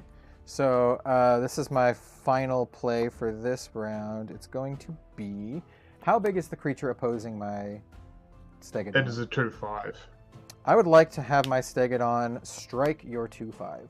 So one of my creatures strikes an enemy creature, Vine Lash. So I would strike that. So there's no breakthrough on strikes? Correct. I don't think so. It's combat. It's not combat, so Yeah. you're just striking, so it just destroys it. Yeah. Yep. And I will upgrade that too. So let's go do that. It's the first time I've actually been able to upgrade recently. That upgrades to level 3. Oh, level 3 is nuts. It strikes 2 dudes. Mm-hmm.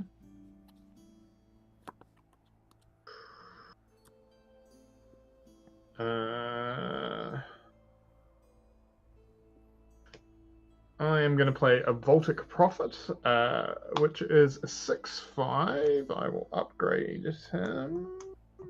Real quick. Now, he has activate. If a spell is played this turn, which you did just before, this gets 3 armor. So we'll put 3 armor on him as well. Okay.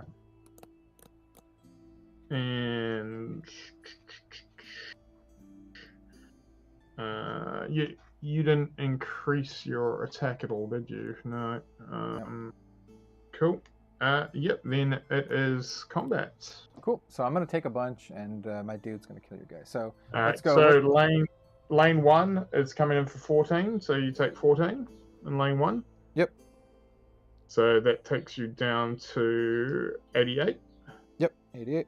No, 78. Sorry. 2, 4, 6. Yeah, 78. And 78. then this lane, my dude's a 12-12 with breakthrough. So what's your total health of your guy? I know he has armor. So effectively, it's 5 defense and 3 armor, so it's 8. So I take 4 breakthrough altogether. Cool. And then how much am I taking back? And you're taking 6 back. 6 back? Okay, so my dude has 6 health after that because he's got 12.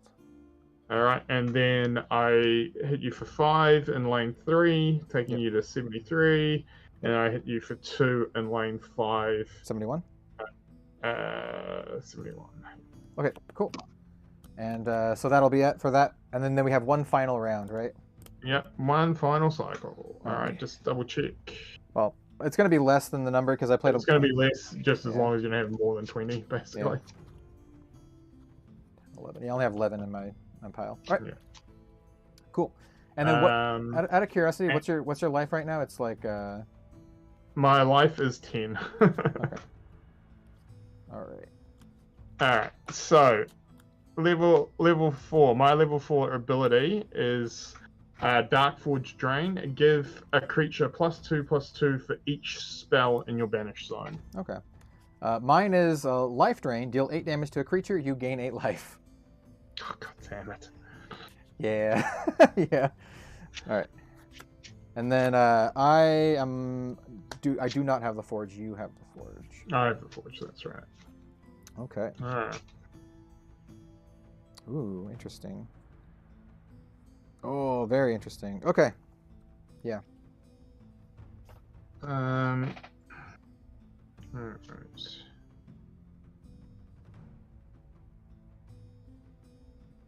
I'm going to play Summoning Council and summon 2 Oak Fathers.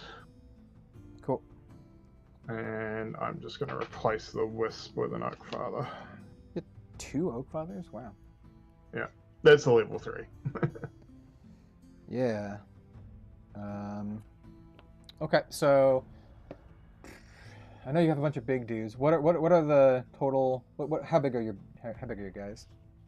So lane 1 is a 14-11, lane 8 is an 8-8 with breakthrough, lane 3 is a 5-6 with breakthrough, lane 5 is an 8-8 with breakthrough. All right.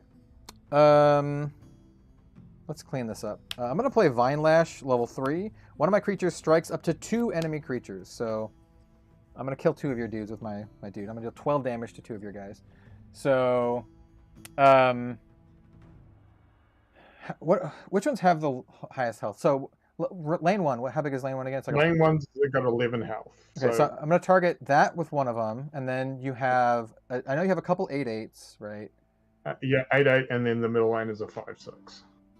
5/6. So we'll target the one opposing my Stout Hide as well. So he'll deal 12 damage to him. That's in lane 2? Yeah, lane 2. And then I would also like to activate my my Forgeborn ability to deal 8 damage to a creature and gain 8 life. So I'd like to kill your remaining Oak Father and gain 8 life. So I go up to 79. Sure thing. And then that's my first move.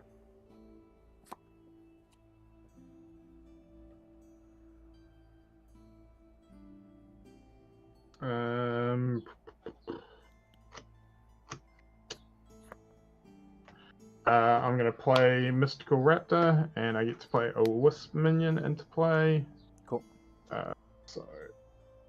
You're in lane 2, aren't you? So we'll put the Raptor in lane 2 and the Wisp in lane 1. Okay, cool. How big is the Raptor? 14-9. Sorry, 18-9. 18-9. 18-9. He doesn't have breakthrough, does he? No. Okay. 18-9. Okay. I think what I want to do then. So this is the final play before attacks, right? Yep. 18-9. I think this is probably pretty good here then. I could trade with the Wisp, but I don't really care about the Wisp. I just want to take 18. So I will put opposing the Raptor a Necrotic Amoeba. It's just a level 1. It's a 2/3. But when it's destroyed, I may put a mindless zombie in this lane. So this is just going to kind of gum up the lane for a couple rounds. Mm-hmm. Cool. So we go to combat. Yep. So lane 1. Let me upgrade. It might not matter, but it might matter. Let me upgrade the Amoeba. There we go. Okay. So lane 1 is unopposed, so you take 2. Yep, go to 77. 7. Lane 2 is an 18-9. And I have a 12-6 with breakthrough. So yep. So we trade. Yep, and then you'll take 3 because you have a 9 health. Yeah. Sure. Cool. Trade and you take 3. So you're at 7 now, right? I think. Yep. And then 5-6 into that dude. Cool. You kill the Amoeba, and then I get a zombie to replace it. How much attack does the Amoeba have? I had 2, so you just took 2. And that was just a mindless zombie, so it becomes a 3/3 in that lane. Yeah, it'll be in defense. Or it doesn't matter because it'll move up, but that's fine. Yeah. So it'll be in defense. We'll play by technical rules, and then we discard, draw 5. The last turn. Do I even have 5 cards on my deck? I have 6 cards. Okay, so at least I'll have a hand, and then the zombie moves up. Alrighty. So, I've been waiting for this one.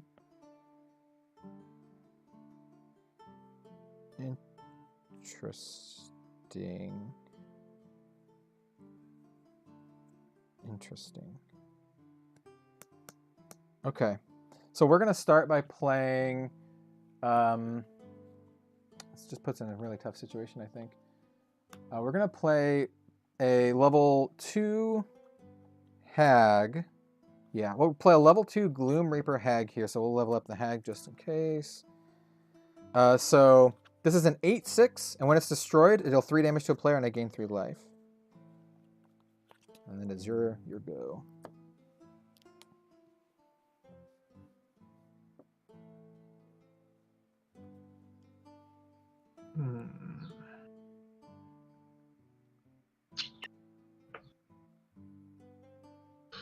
Not looking good.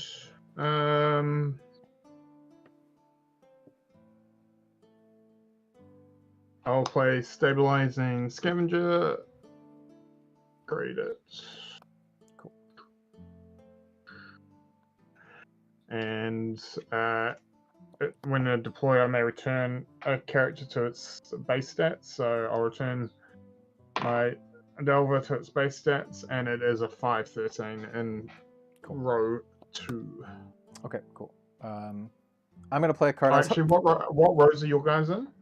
This is 4, and this is the middle, so this is 3. So I'll put the Scavenger in lane 4. Okay, cool.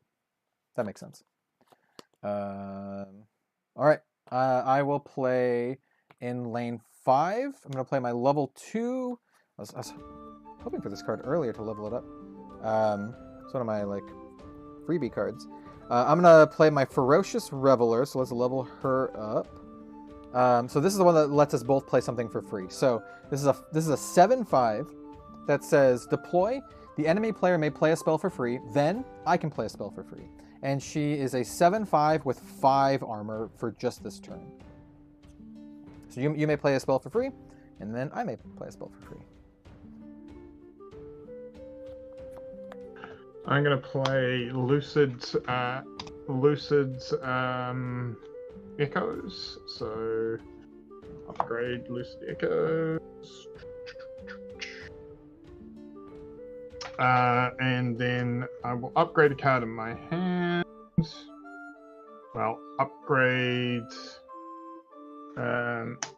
Electronet.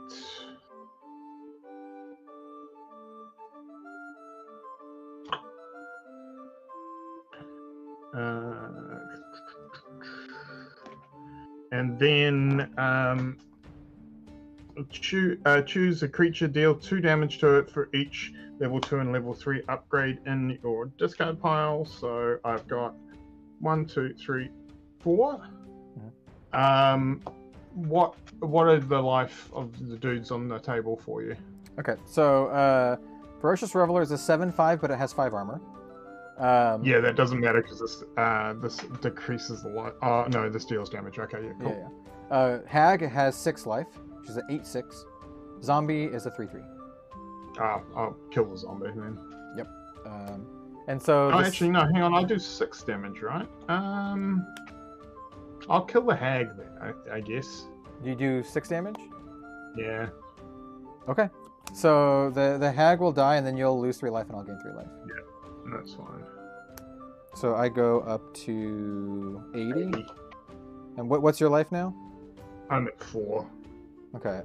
So for the free spell that I can play off of my first Reveler, I'll play Zrath's Will. Which is kind of funny because I would have been able to play it free because you killed my guy anyway. So Zrath's Will says, you may play a mindless zombie minion. If I gain life this turn, this is free. Well, it's already free. But I will upgrade it just in case. And I gotta play a zombie. Zrath's Will level 2. And then the zombie will go into... Are there any open lanes? So this one's an open lane. Lane 5's the only open lane at the moment. Oh, so no, you're in lane 5. So yeah, no, there's no open lanes at the moment. Alright, so... I guess the best bet will then just be put it into lane 1 to kill your dude. How big is lane 2? He's pretty big, right? Oh no, sorry. Lane 2 is open. Sorry, Lane 2 was my spell. Sorry. Okay, so I will put this into lane 2 to attempt to kill you. And then, yeah, I think you have one more play before combat, or because you got the free spell. Yeah. Yeah.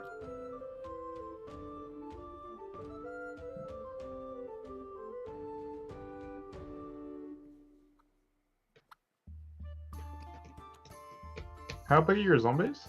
They're 3/3s.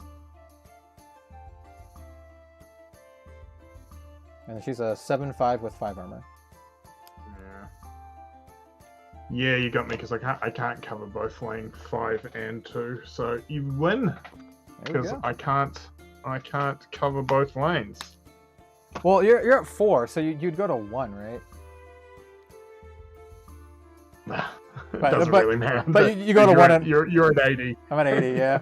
Like even if you hit me with a bunch of like Yeah, 10 attack guys, I'm still in it. Yeah. All right. Well, that was the last, or did we have one more turn after that? I think we had one more turn. But yeah, okay. There was one. Technically, there would have been one more turn, but yeah, there's not a lot of point in playing it out. Yeah, I had some. Oh yeah, I had some nice stuff left in here. Including my bone scythe. Cool. So yeah, I mean, it's a good game. I gained a lot of life. Not gonna lie, gained a lot of life. I didn't actually when I mashed these two decks together, I didn't actually think that I'd be gaining. Like I didn't plan on gaining a lot of life. I just saw that I had a bunch of removal and a bunch of dudes that killed things. Well, incidentally, a lot of the things that kill things also just gave me life as well. So let's sort these out. We have little ones. This is the only downside is just sorting your deck back out afterwards. Yeah. I mean, it's not too bad. It's pretty quick. I can see some strategy in some of it because at the end I had some level 1 cards that I was like really wishing. I was like, oh, I wish I'd played these earlier, and they were more powerful. So they weren't yeah, really it's doing much. One of those things that sometimes you actually have to look at playing out suboptimally in those early turns because you want to have the higher level of a particular card later in the game, but it may not be technically the best play right now. But like the idea is that it becomes better for you in the later turns. Yeah. Let me see. I'm looking at my other deck that I was interested in maybe playing. I don't know how much time you have. That took a while. That first game. Yeah. I mean, I'm happy to have another game. I've got another deck that I can try out. So if you want to try another game, I'm happy to do it. Oh my god, that card is nuts. All right, or the ability is kind of nuts. Yeah, I mean, I only have 4 half decks, and there are 3 that I liked. I don't think this one is as good as these two. I think these two like spoke to me a lot more, but it could just be fun to try it out. Yeah, let me see. So yeah, I think I might want to try it out. Let me see if I want to go green or black though for this one. I mean, I just really like the black one. So yeah, we're gonna go black blue this time. So we're not gonna be playing with the Oros, who was the 007 one. Host of Stalking Aramis 007. We're not gonna be playing with that one, so I can get out of here. And instead, we're bringing in good old Ironbeard, whose deck name is the Aegis Acting Queens. So we have Aegis Acting Queens mashed with the Aristocrats of Scheming Gift. We'll call this deck the Scheming Queens. So I've got red and purple, Sunder and Nyx, and it is the Swamp Throng and the Lava Fused Colossus Hellions. Nice. So I don't know. Colossus Thong. Yeah. Colossus Thong. Now, which one do I want to? Do I want to go with Nyx or Sunder as my? I'm running Cersei back. Her Forgeborn ability seems super good. At least the level 3 and 4, like destroying any level 1 or 2 creature or hitting something for 8 and gaining 8 seems pretty strong. And I'm going to play Sunder. So my level 2 is Summon the Swarm, which play up to 2 spell sprites, minions. Level 3 is play a spell for free, and level 4 is Ice Armor. You and one of your creatures gets 15 armor. So that's my actual. The player gets 15 armor plus one of my creatures also gets 15 armor. Yeah, my blue guy that I'm not actually using, his like ultimate or level 4 or whatever is you and all of your creatures get 10 armor this turn. just gives everything 10 armor, which seems good. Seems really good. But I don't really like his other abilities all that much.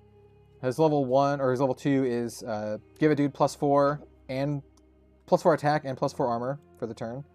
And then the level 3 is set a creature's attack to 0, which is like fine, but I'd rather just do what Cersei does and just kill it, just straight up kill it. So we're gonna be running Cersei back with some weird blue cards. The blue deck is interesting. It has a whole bunch of rares in it, but because of that, I think it's not like it's a lot of like weird flashy effects, right? But not a lot of like. I don't think they're very synergistic. It's just a lot of random stuff. So we'll see how it is. All right. Do you want to call odds or evens? I mean, you can choose because you. I can't even remember who went first or second last time. I went first last time. All right. Well, I'll go first this time then. Okay. Cool. See if that helps or hinders. For the folks still in chat, what did you think of our first very long match of Solforge? A little one-sided. Yeah, I mean, I just gained so much life and was able to be defensive enough. Well, actually, to be fair, it reminds me a lot of that. Our I'm not sure if we even put it online in the end, but it reminded me a lot of our Legion's Realms of War. I did not. Game. I did not upload it for 2 reasons. One is there's no way. It would be really hard for people to follow, and there's no way I'm putting in images for that game. So basically, we had a couple games. So like the first game is I played with a like Titan deck, and I like combo killed on like turn 1 or 2. Yeah. And it was just like a 20-minute turn. Like I'm like, this would be not fun to watch. I don't think, especially if you don't know what's going on. It's like I banish these guys, and I get some stuff back, and then I play a thing which lets me banish some more things and get stuff back. Like just over and over. Yeah, I did not upload that. There's a couple videos that we recorded that I did not upload, but I just deleted. The other one is like we recorded some MetaZoo gameplay, and it was like so miserable. I'm like, this is not watchable. Hey, I have a question for you. So I have some Christmas snacks here. These are iconic New Zealand Christmas gift. This is the scorched almond. So this is like literally the go-to lazy present. Like this every corporate gift basket there'll be a box of these in. Quite often this is the sort of thing that you have a box at Christmas time for in case someone comes to visit that brings you a present and you don't have anything for them, and you give them a box of scorched. It's like, this is iconic here, but like the upside is they're freaking delicious and everyone loves them, so no one's actually disappointed when they get scorched almonds. So basically they're just chocolate covered almonds. But is there anything like that in the States? Is there like a go-to lazy gift that in the States? I mean, this is an all year round thing, but definitely at Christmas time it is like the go-to lazy corporate / backup present. I'd like to know what chat thinks on this too. What do you think is the lazy U.S. Christmas gift? I mean, gift cards are probably the laziest thing. Like getting someone an Amazon gift card is like basically saying, "Hey, I'm obligated to give you something, but I don't know anything. Here you go. Here's an Amazon gift card." But is there any sort of seasonal snack food thing that I mean, obviously you guys do like the pumpkin spice lattes and stuff for wall and stuff. But the cliche thing is like a fruit cake, but no one actually does that. That's like cliche from like the 50s. Like no one actually does that. Right. I want to say like there's a lot of different like chocolates that you can give. It all comes down to like some like brand name, like supermarket chocolates. I'll put it that way. So like Hershey's or M&Ms or something like that. Like that's a very corporate thing to give. If you want to get fancy, you can do something like Ferrero Rocher or something like that. I would love Ferrero Rocher. That's a little bit fancier. And if you want to get really fancy, then you can get like actual like good chocolates. I think Ferrero Rocher is pretty good, by the way. But when I say good chocolates, I mean like expensive chocolates. Raykion says chocolate covered cherries. Yeah. Oh yeah. Chocolate covered cherries. Now, with chocolate covered cherries, are they actual real cherries, or are they like the glace cherries? I don't know. I guess it depends. I think it could be either. Interesting. I think. Okay. I think my face cam has You have frozen a bit. Frozen. Let me see if the IT have turned it on and off again. I can work in IT. It works. All right. Are you ready to get started? Yes. Yes, I am. Cool. So we start at 50 life, right? Yes. I'm going to play Sigmund Fraud. Nice. Zombie scientist, aggressive. Activate. Give your other zombies +1 attack this turn. They get aggressive. So I will upgrade him. Cool. How big? And he is a 5/4, and he is in lane 2. Okay. 5/4. I would like to play opposed to your dude, a combat demon, which I never played at all the last game. So this is in lane 2. Combat demon is just a 7/7. Go ahead. Just a large lad. Oh, I will upgrade him as well. Mustn't forget. Upgrades into an 8/9.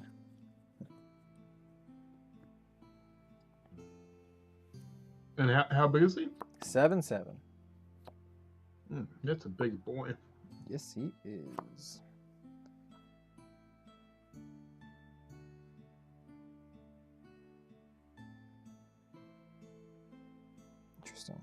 Interesting. That is interesting. I have an even bigger boy in my hand too.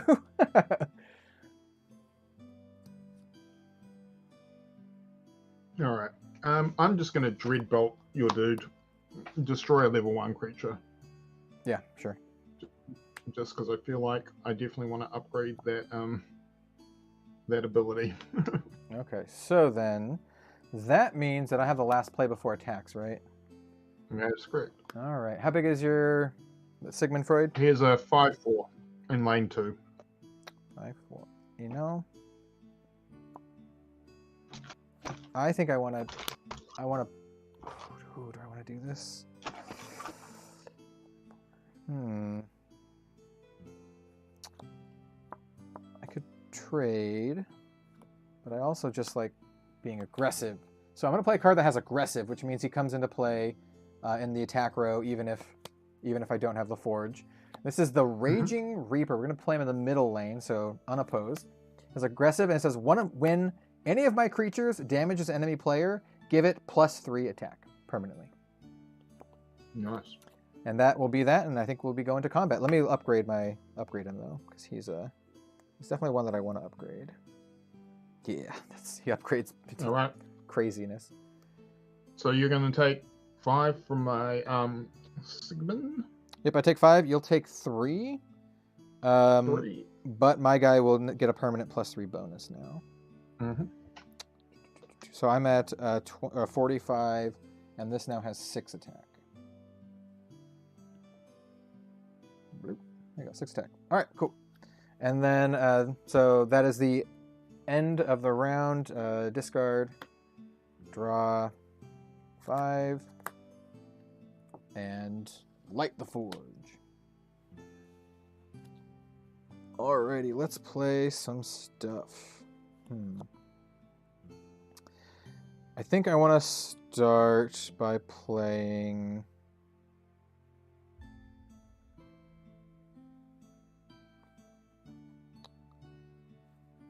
we'll just play this Gloom Reaper Hag in this open lane. So she's the 7/5, and if she's destroyed, I gain 3 life, and you lose 3, or take 3 damage. And so we'll upgrade her. And she's in lane 4? She is in lane 4, yep. And your dude in lane 3 is a 6? 6/4. And she is how big? 7/5. Man, your dudes are big. I do. But they are. Alright, I'm gonna bring in a freezing Omi. This card is 2/6. It has ready this when you play Ice Storm. It has activate, deal 1 damage to each enemy creature, which I'll do now. Okay, so they'll both take 1. Let's get some dice. So Reaper goes to 3, Hag goes to 4. And I will upgrade my freezing Omni. How big is the freezing Omni? He is a 2/6. 2/6, okay. I would like to...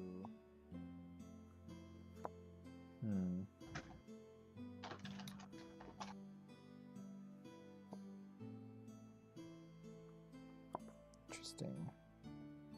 I think this is the best play. Your dudes are too big. So you have a 2/6, and the other guy is a something 4? 5/4. 5/4? 5/4. Okay. I think we want to...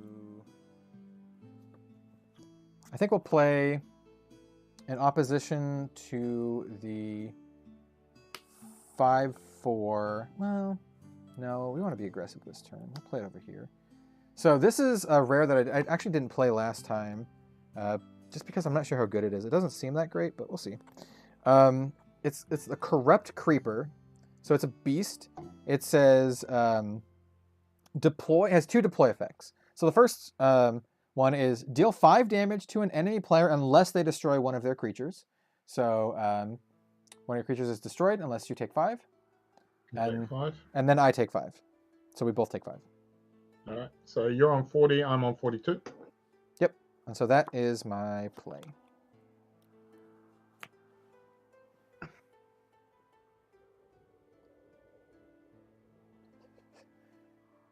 You can only tell that Red has boxes and boxes of dice.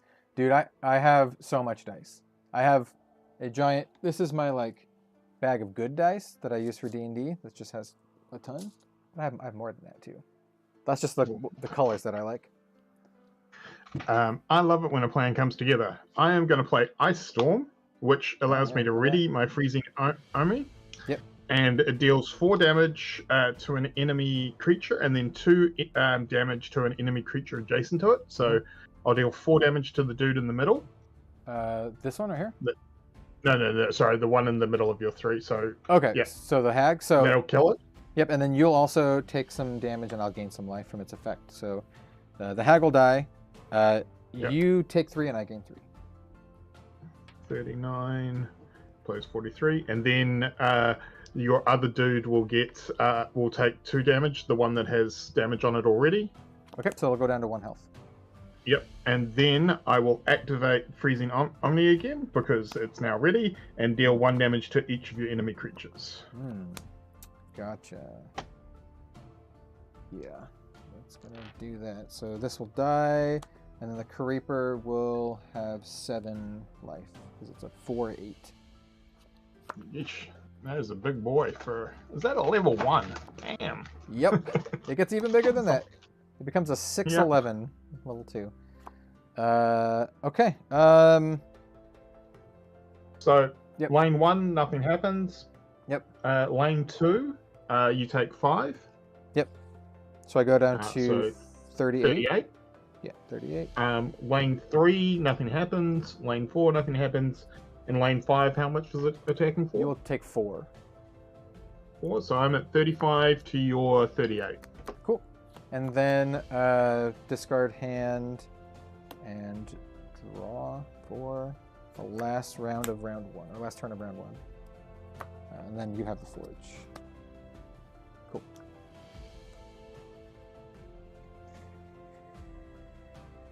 Interesting. All right. Interesting. Okay.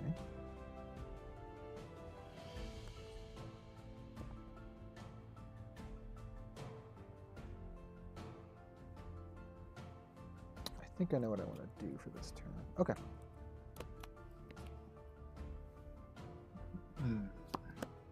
Danny says, "Good luck, Kel." I appreciate that. I had a lot of luck the first game. Had a lot. It was pretty solid. Pretty solid. I think I had 81 life, and he was at 1 at the end of the first game. This one's much more close. 38 to 35, you said? Yeah. Yeah.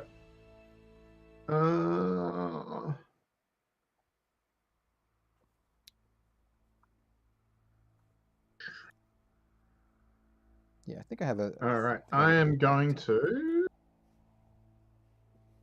In lane 5, I'm going to bring out the Arrogant Lasher. And deploy. He deals 6 damage to another creature. So I'll do 6 damage to your one creature that you have in play. That's pretty... He just straight up deals 6? That's pretty good. Just straight up deals 6. How big is he? He is a 6/1, so... He's here for a good time, not a long time. Gotcha. All right, so you have 2 lanes. How big are the creatures in your 2 lanes? Okay, so well, that's 3 lanes. Well, the 2 so empty ones, yeah. So that's so lane 2 is 5/4. 5/4. Lane 3 is a 2/6, and then the Okay.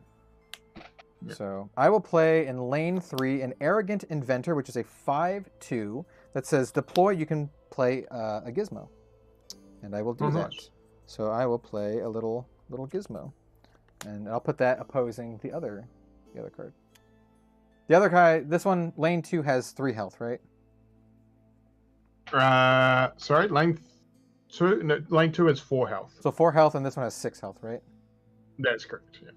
Okay. Actually, then let me take a look one more time at what things are. It doesn't matter. Okay, sure, that works. So it is your final move for this round.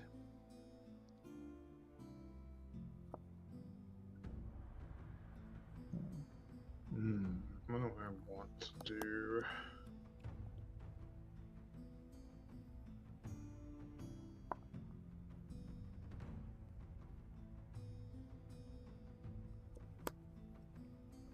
I'm going to bring in a Tormenting Fiend, and this has, when this is destroyed, give one of your creatures +2/+2, and on deploy, destroy an enemy minion. So I'll destroy your Gizmo. No, my Gizmo! Gizmo! I never liked those gremlins. No, Gizmo! Okay. How big is that card? So that is a 3/3. 3/3. Okay. And I'm putting it in lane 1. And when then I will activate Freezing Omni to do 1 damage to all your dudes. Forgot that you can do that. Okay. Oh yeah, I forgot about that. That's a bummer. I would have done something different last turn. Okay. All right. So I have one more round. That changes things a bit. I'm gonna go ahead and activate my Forgeborn ability before I lose it. We're still in turn 1. I know. I have not used it. Oh right, that's true. That's true. Yeah. You haven't used it because you can't. That's sorry. For some reason, I thought you did yours. No, you did yours last turn with your sneaky dude, didn't you? Oh, you know what? I have a card in my hand that is not supposed to be in my deck. It's a green card. I think it was back in my other deck. Do you mind if I replace it and draw? Yeah, just replace. Yeah, replace it. That's fine. Yeah. Okay. All right. So this one is in opposition to your little tappy guy. What's their health? It's like a... in lane 3? Yeah, it's is a 2/6. A 2/6. Okay, yeah. I definitely want to kill that.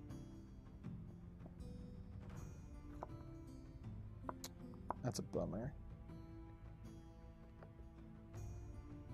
Because I can't have you just doing the tap effects. This means I'm going to take a lot of damage. Oh, man. Yeah, these aren't that helpful. Yeah, it's that turn one thing, right? You need to work out whether or not you it's going to be good for you this turn, or if it's better to play something that's going to be better for you down the line in a later turn with an upgrade, an upgraded card.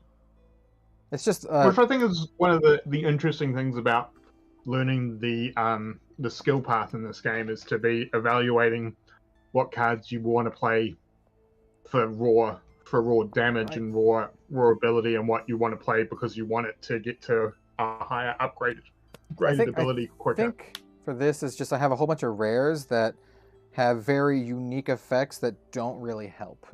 Help. So situational. This one does, but not in the way that I would like. It's fine. So this is digitized. It's a spell. It says give a creature +5 attack. If it's your only creature, give it +5 health. So my arrogant inventor gets +5/+5. So it's going to go up to a 10, 7. So let me grab some die. And that's with the 1 damage it took as well, right?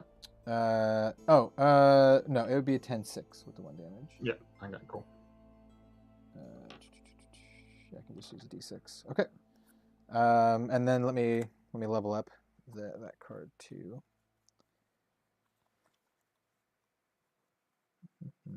Digitize. Yeah, I don't know about that card. It's a rare, but it's like give a guy +5/+5. I don't know. We'll see. All right, so now we have combat. All right, so line 1 here, 3 damage to you. Yep, I go take 3. 35. Yep. Then lane 2, 5. Oh, sorry, it was 3 damage in lane 1. Lane 2 is 5 damage, so down to 30. Yep. Okay. Then 2 damage into your dude. And your dude takes 10. 10, so that will kill me. And then I took 2, then 4. And then 6 damage in lane 5, go to 24. Yeah. Alrighty. So that is the end of the first turn cycle. You get the Forge, and our Forge-born dudes are up and regulating. 9, 10, 12, 13, 14. Why do I only have 14? Oh, I think it's the inventor. Did I forget to upgrade the inventor? I think it's what it is. I think I forgot to upgrade this inventor right here. Yep. That's fine. Yep. There's the. I mean, it's pretty easy. That's the one thing. Is like it's kind of easy. If it is not right, you can just look at your banish zone to check what's missing. Yeah. All right.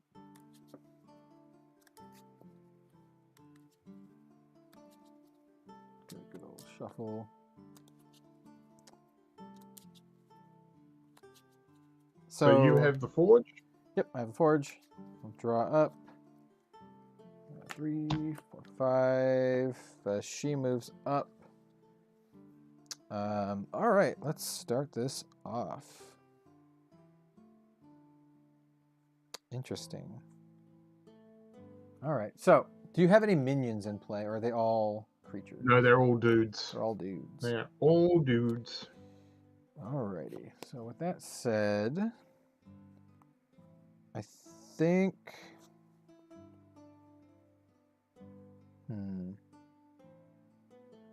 I think we'll play the. Okay, so how big are the dudes? In fact. All right. So my creature here is 3/3. 3/3. My zombie scientist here is a 5/4, and my arrogant lasher is a 6/1.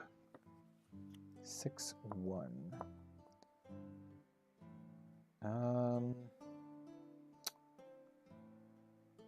Yeah. I will play. So this is your 5/4, right? In lane 2, yeah. Yeah. So I'm gonna play my Gloom Reaper Hag, level 2. When it's destroyed, deal 3 damage and gain 3 life. It's an 8/6. I will level her up. is your go.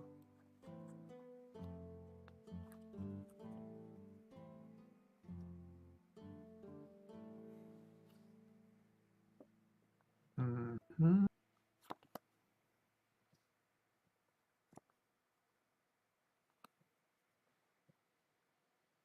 Yeah, that works.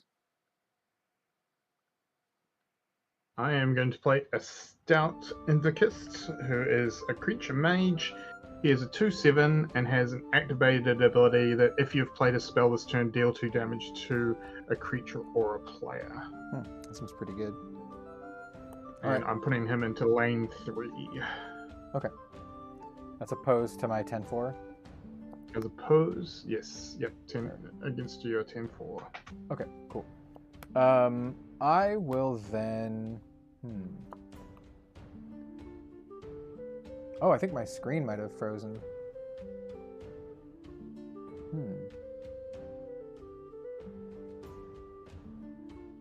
Yeah, let's see. Yeah, I think my screen might have frozen. Let me turn off camera, turn it back on.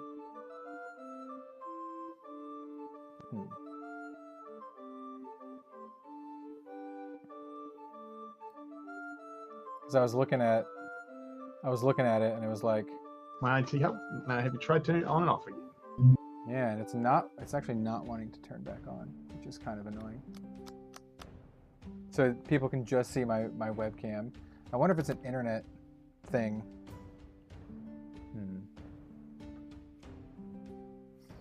Because now, are you still there, Ian?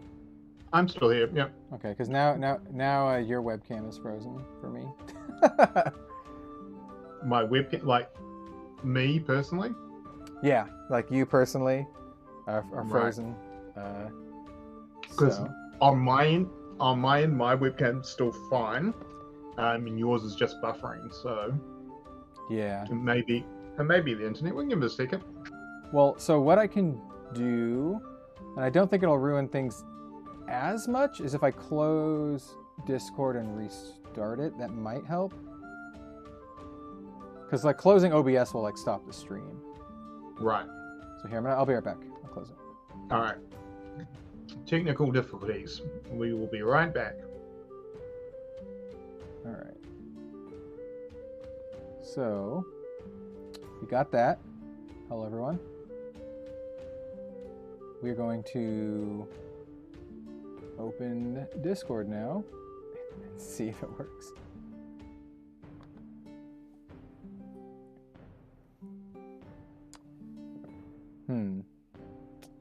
Yeah, my webcam is still like buffering. I wonder why it just decided to freeze like that. Let me see. We have. Let me find it here. So this one, that's your screen. This one's my screen.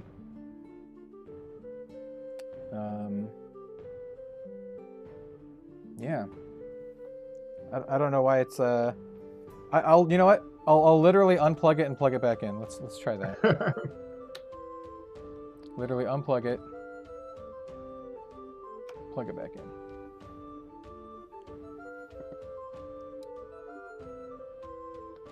And then turn on camera. Well, there you go. Look at that. Jeez. I apologize for everyone in chat, by the way. The couple people in chat. So apologies for that. We're back on track. So I don't remember what was going on here. I think it was my turn, maybe. Yeah. And I'm the aggressor here. Yeah. So you've got one more card to play. Yeah, and then you have one card to play after that. And that is correct. So this lane 1 is a 3/3, if I remember right. Lane 1 is a 3/3. Lane 2 is a 5/4. Lane 3 is a 2/7, and lane 5 is a 6/1. Okay, so I think here. 6/1 is kind of annoying. I think I'll try to kill your 6/1 actually. It's kind of annoying because I'd like my dude to not die from this, but that's fine. So I'm going to play an Aetherforge Oracle that says deploy, upgrade a card in my hand, and then discard it. So this is a card that I would have gotten no value at it anyway, but I still want to upgrade because it's super good. So I'm gonna upgrade. Yeah. I'm gonna upgrade this Bone Scythe Reaver, which is deploy, destroy an enemy minion, but you don't have any minions. But the level 2 lets me destroy like actual dudes. So, dude, I'll do that, and it's your go. There we go. Mm-hmm. And how big is that? It's a 3/5. It's opposing your 6/1. Mm-hmm.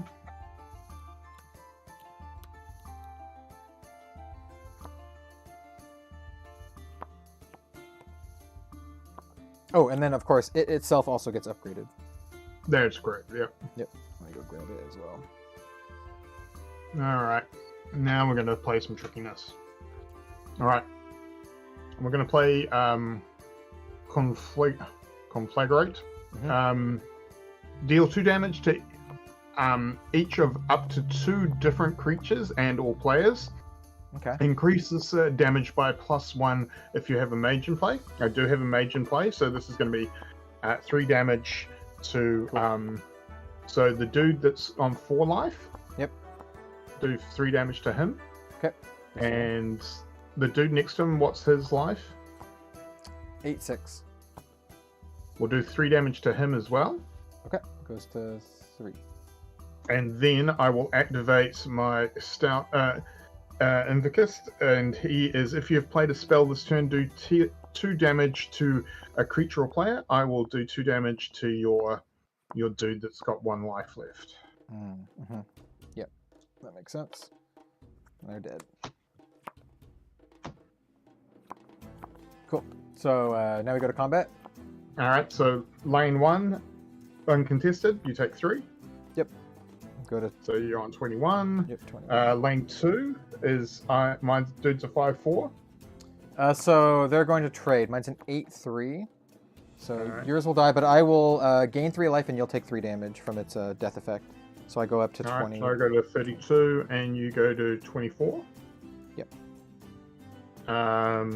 Nothing with the dude in defense. And then these two should trade. We just trade. Yep. Yep. Awesome. All right. Cool. All right. So discard. You get the Forge. I get the Forge. I still can use. And my dude moves up. Cool. Now, did you end up using your ability? You didn't end up using your ability last time. I have not used it yet. So I have this round, and I have next round to use it. Yeah, me too. All right. Interesting. Okay. Okay. We can do some stuff. Probably. Okay. I am going to use my ability, and it's play up to 2 spell sprite minions. Okay. So we'll do that, and we'll come into lane 2 and lane 5. Cool. How big are those? Like, those are 1/4s, and they have, when you play a spell, give this +2 attack. Okay, I see. And then I'm going to play, for my my turn, I'm going to play Burnout, which you may play this. You may play a spell sprite minion, which I will do, and give your creatures +2 attack. So effectively, all my spell sprites are going to get +4 attack because +2 from the spell itself, and then +2 from their ability. So they all become 5 attack. Spell sprites become 5. So their own ability is permanent. It's not until end of turn. Yeah. So their own ability is permanent. So when you play a spell, give it +2. That's pretty good. And then these other ones will just get the +2 from Burnout. So that will make this guy a 4 and this guy a 5. And I will update Burnout. Over to you. Yeah, it's pretty good. Okay. So you have a full board here. All right. So now I need to know. So all of the little dudes are They're 5/4s. They're 5/4s. The middle one is your damage dealer guy. How big is he? Yeah. So he is a 4/7. 4/7. Okay. And then the final one is still a 3/3, or how big is? Yeah, a 5/3. 5/3. Yeah, because he got +2 from the burnout. Yeah. Okay, so they all have more than 3 attack. They all have increased attack. So if you've got something that deals with that. I don't, unfortunately, not now at least. So I'm just gonna play the Arrogant Inventor, which says I can play a good Gizmo minion. So this is just gonna kind of soak up some stuff. So this is a 9/4. I was just trying to see if this could survive any of the dudes, and all your guys have more than 3 attack. And then outside of that, they all have 5 except for this one, which has it's a 5/3. So I guess I'll put this. I guess I'll put it here. It doesn't matter all that much because they all kind of have the same attack. So put the Gizmo there. So that's my play.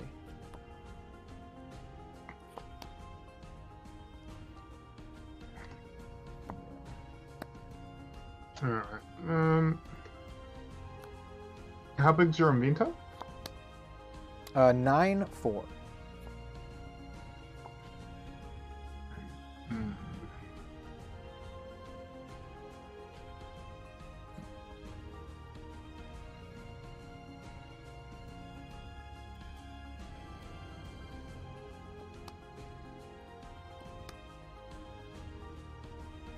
Okay, I think I know what to do. And so, what lanes are they in? They're in lanes 4 and 3? Yeah.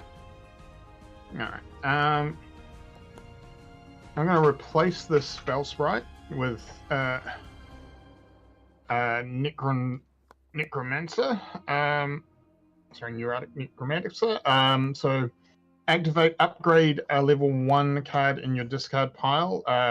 When this is destroyed, you may play a mindless zombie into this lane. So I'll activate to upgrade a level 1. I forgot to upgrade my inventor, by the way, when I played it. Oh, yeah, well, you do that now. That's fine. So I'm going to upgrade the Gloom Hag, because we all know how much she's worth. And then also, I will, because I have played a spell this turn, I will activate and do 2 damage to your inventor. Okay. They are at 2. Okay. My turn? Or... Yours. Cool. And so, since I'm on the defensive, this is the last play for the round here. I think... Yeah, I think I want to just kill somebody. So, the character that you've just played in lane 4, how big is he? 2/3. 2/3. And then how big is the character over here? This is like a 5/3? 5/4. No, in lane 1. Sorry, 5/3 and 1. So but when you destroy him, I can give one of my other creatures +2/+2. That's fine. I'm gonna kill him. So I'm gonna deal 3 damage to him, and I get to gain 3 life. So I'll go up to 27. So that clears out a lane at least. So 27, and I get to give someone +3/+3. So in that case, I will give this guy +3/+3. And that's gonna level up the Soul Reap there. Oh no, sorry, +2, not +3. Yeah. Cool. And then now we go to combat. So lane 2, 5. Yep, I don't have any opposition, so I take 5 and go to 22. 22. Lane 3 coming in for 6, 9. This is a 9/2. All right, so we trade. Dies. My Gizmo in this lane is a 2/2. And this is a 2/3, so I will remain on 1. I die, and then I'll take whatever. There's like a 4. And then taking 5. 5. Okay, cool. So I'll still go down to 17. 17. Cool. All right, and then you get the Solforge, and we discard and draw up. And this is the last cycle of the turn. What we can do here.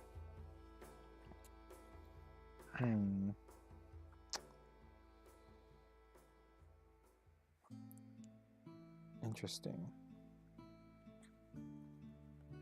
I do like some of the names of these creatures.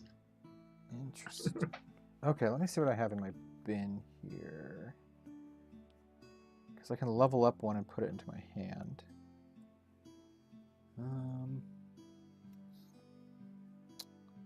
So I need to look at my level 2. That's actually pretty good. Holy crap. I think I'm going to do that then. All right. So I'm going to activate my Forgeborn's ability. So it says upgrade a level 1 card in my discard pile, then return it to my hand. So what I'm going to do is I'm going to upgrade this Steadfast Scrapper. It's funny because the level 1 version sucks, but the level 2 is like crazy. So it's just a 2/4 for the level 1 version. But the level 2 is a 10/12. Goes for a 2/4 to 10/12. So I will do that.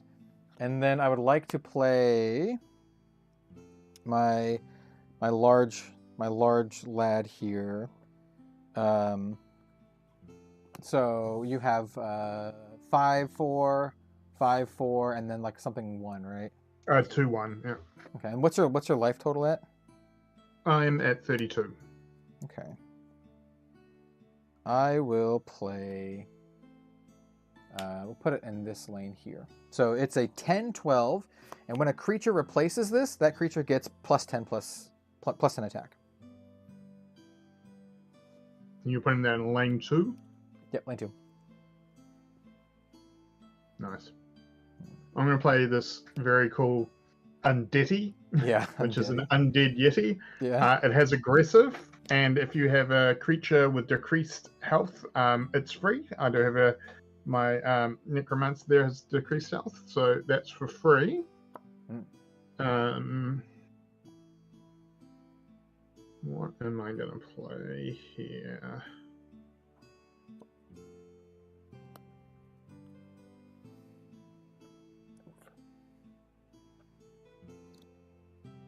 Oh wow! All right, now we're going to start chaining some stuff. All right, I'm going to activate this dude to upgrade a level 1 Abyssal Walker or Abyssal Walker. So upgrade him in my discard pile. Is he there? Sorry, I just dropped my cards on the floor. Give me 1 second. Yeah, no problem.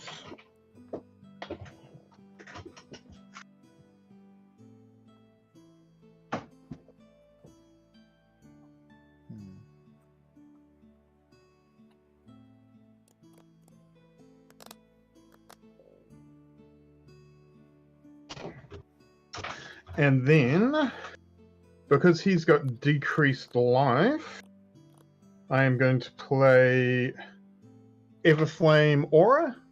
Now, Everflame Aura, ready a character and give it +3 attack this turn. It gets mobility 1. If that creature has decreased health, this is free. So this is free. Jeez. So I'll ready him and he gets +3 life and mobility 1. Not that mobility 1's going to help him, because both things on either side of him have stuff in it, but it does let me just upgrade that, which is great. And then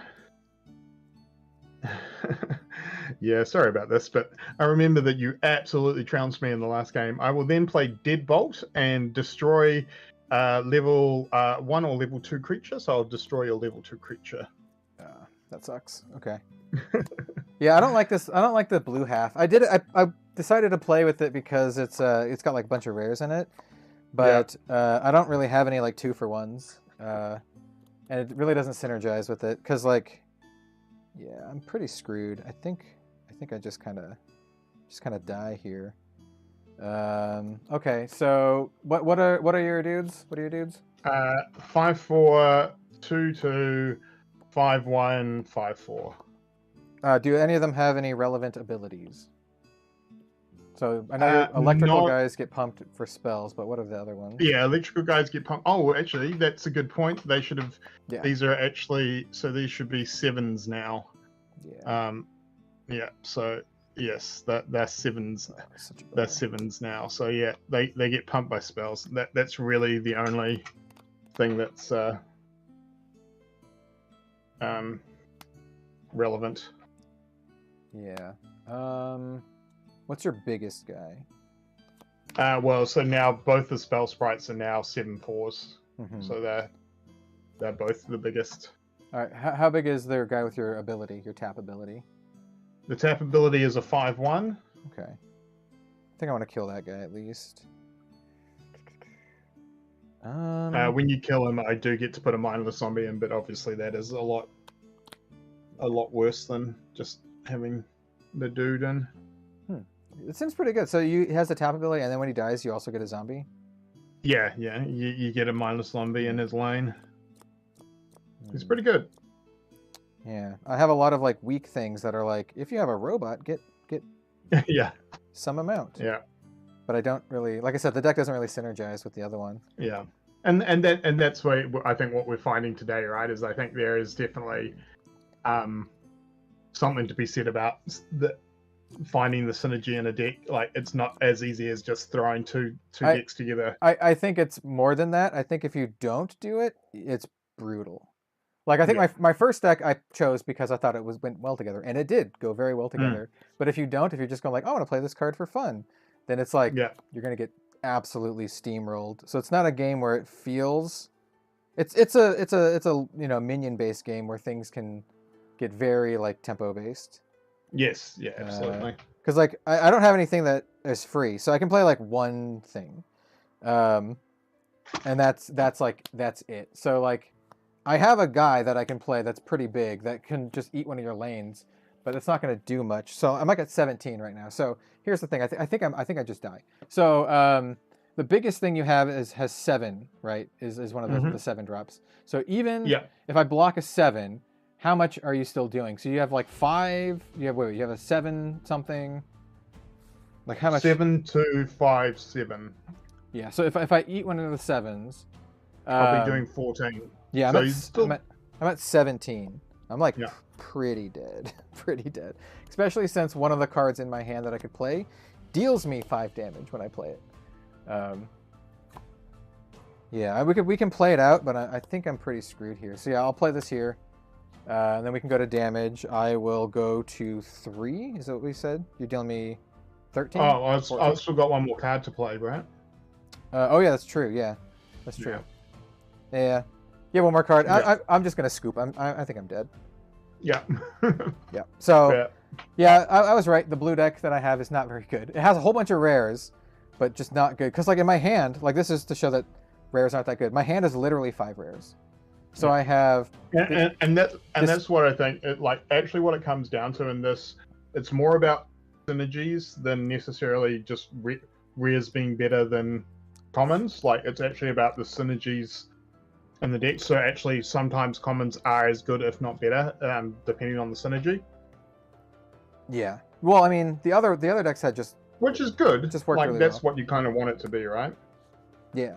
Yeah. So this one I had like this cool like simulacrum, which is he's a 2/6 with mobility, and whenever a creature moves, this gets +2 attack like permanently. So this like is synergizing with like movement stuff. But then everything else, like I had this other guy that's like, if you play it and you have another robot, it gets +4/+4.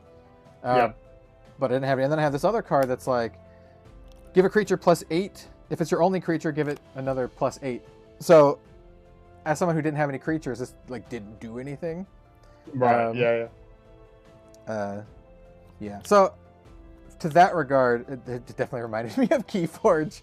But I think you have to be really careful in your deck combination if you don't want to get absolutely dumpstered.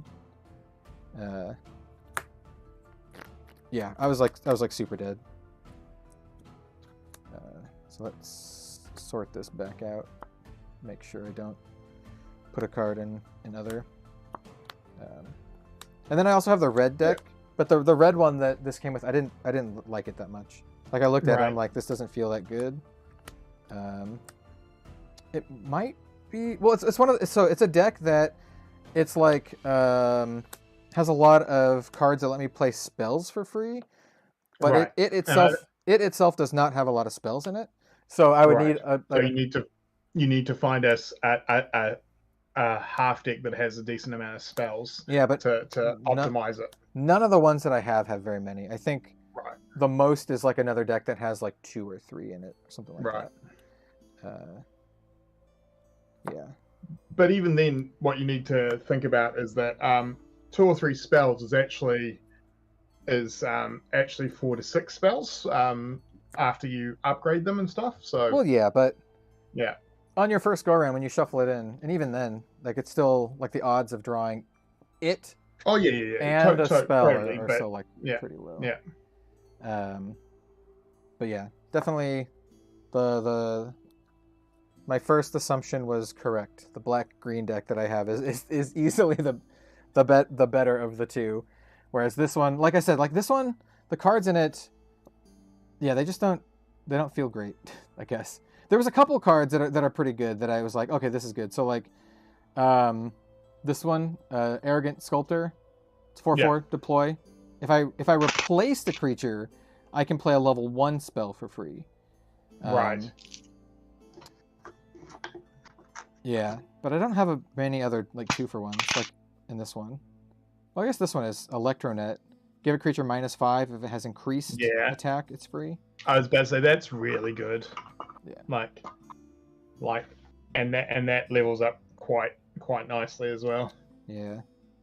But yeah, there's that. So, Feast or Famine is the name. Yeah, it's interesting. I must admit these 2 games, in the other games that I've played, have been a lot closer than these two. These 2 games were actually, ironically, the first time that I've played 2 games where it's been kind of one-sided in both games, which I guess is something that happens. Yeah, it's like, yeah, for my side, I just felt so like you played a lot of like 2-for-1. So you would have like a card that would give you another effect, and then another card that would give another card for free, and then my deck was like play a dude, pass, like play another dude, pass, and then like you just can't keep up with it. Yeah. Whereas like in that first game, you just gain health, and I couldn't actually push any damage through. That was my problem in that first game, is that I never actually, like, you got to a point where, like, I don't, in that first game you were never under your starting life. Yeah, no, like literally, you like turn one I played like you started at 50 and then went to 53, 59. Yep. Like 54 was the lowest you ever were of me actually doing damage. You went from 57 to 54, and then jumped up to 64, and so yeah. So it's interesting. Like, and again, I think this is very much what can happen in games like this. Whereas I feel like your first deck was probably of the 4 decks we played. Your first deck was probably the one that had the most synergy going for it. It would be interesting. I think my second deck versus your first deck may have given us a slightly closer game. Because I feel like my first deck just wasn't doing enough damage, whereas the second deck, as you said, there were like the 2-for-1s that were happening. So maybe I could have pushed through a bit more damage with this deck on your first deck. But like and again, what I really like about this is once you actually start playing tournament play, and this is like weekly locals, your decks get renowned points for everything they win, and when they get to a certain level, they move from being a bronze deck to a silver deck, and that means if they're a silver deck, you can no longer play them in locals. You can only play them in the next tier up of OP. And what it means is that if someone has a super busted deck, they can really only dominate their local scene for 3 to 4 weeks before that deck levels out. So there is that sort of built-in way of stopping something getting too degenerate in a local space. But the upside too is that to get into Worlds, you need to have a gold-rated deck. So So it's not like an invite. You need to actually, and this is the grinder in me that appreciates this, is that you need to have played a deck to qualify it to a high enough level to play in the higher OP, which is kind of cool. But that begs the question, like, what if someone just buys a gold rated deck? Can you just buy a gold? Well, to see, I don't believe you can, like, because the thing is that you have to connect it to your account, and I don't believe you. Again, this will be something that Stoneblade have to sort of talk about on whether or not, once it's been connected to an account, on whether or not the renowned is connected to the account or connected to the deck, which is an interesting point, right? Yeah. And it could be a case of that the renowned is like said deck. The renowned is connected to the player's IP, and not the deck itself. I don't know. Again, this is obviously we're in the first stages of it. We're not really playing OP yet, so I'm not sure how it's done. But yeah, it's an interesting point, right? Yeah, I think it just shows, like, it's an advantage and a disadvantage. Being able to build your own decks, right? So it's easier at the ground level, I think, of just like starting. But I think in some ways it's harder because you need to fish for two decks that are good, and that synergize well. Well, like that's the other point. In like a TCG, you can just be like, oh, I buy the singles for this deck and I have it. Well, that's the interesting point, is that because it's two halves, is that the renowned of the deck that you register is just the highest renowned out of the two halves. So you could, for instance, have a gold half of a deck and then like open a brand new booster and go, oh wow, this totally synergizes with this deck. So and only the first half has to be gold for you to play it at Worlds, sort of thing. I think honestly what would be the most fun way to play this, at least for me, because I'm not, like, I have no interest in playing this like competitively or anything like that. I think what would be the most fun is to play it kind of like Sealed, where you literally just crack open like two random decks and you shuffle them together. Or maybe if you want to make a little bit more control, this is what I like to do with a Magic product called Jumpstart, is you open up like four, because Jumpstart's the same way. You open up, they're like random halves and you shuffle them together. You open up four and then you pick two of the four. So you still have a little bit of choice, but it's still like, you're not rocking in with like your super ultra deck. Like this deck was like, seemed quite strong. So like against untuned decks, like the one that I played, against untuned decks, it feels like it could be just very, very strong. So it could be more interesting that way. One thing I also noticed, and this is a little bit small criticism, is that I noticed when I was like looking for art for this game that their early promotion had the cards have different art as they leveled up, as you got a level 1, level 2, level 3. Yeah, I think that was a Kickstarter thing. And I'm not sure. I just saw like, actually, like images. Now, actually, I'm not sure about that, because I do have one deck where that is the case. That the creature is the art's different in the 3 different levels, and so I don't know if that's maybe like an Easter egg thing, like if you happen to pull it, it's like like extended art in FAB where you happen to get a cool thing of one that has different artwork and stuff. Maybe the image that I saw was just a promotional image. I think it was on their Facebook, because I was trying to find like full art to use as like the background here and as for the thumbnail, and it didn't point attention to it. It was just like level up your cards or whatever, and it just had the same card but with different art. I wonder if it was like a they couldn't afford it or something like that. Yeah. Because also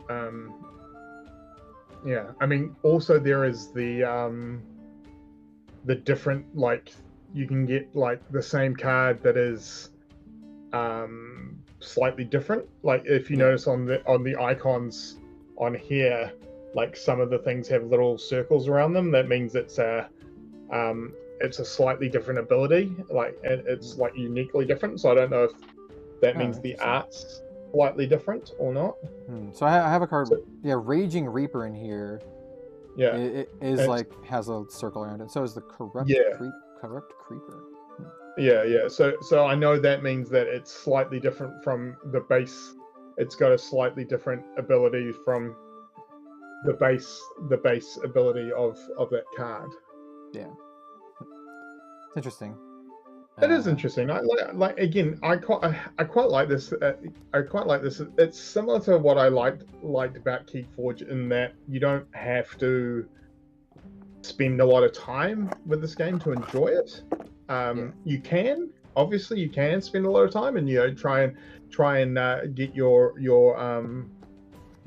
best combinations and stuff, and spend a lot of time playing and optimizing your deck. But at the same time, and this was kind of what I always liked, the fact of sort of Keyforge, which is similar to this, is that if I find out if 2 weeks time my local store, they have their store champs, I can rock up on the day and buy a booster and go, all right, well, roll the dice and see if like effectively I don't I'm always going to be in a position to just be able to rock up to an event and buy like I just happen to be there on Solforge night. I can be like, all right, well, I'll put down some money and I can play.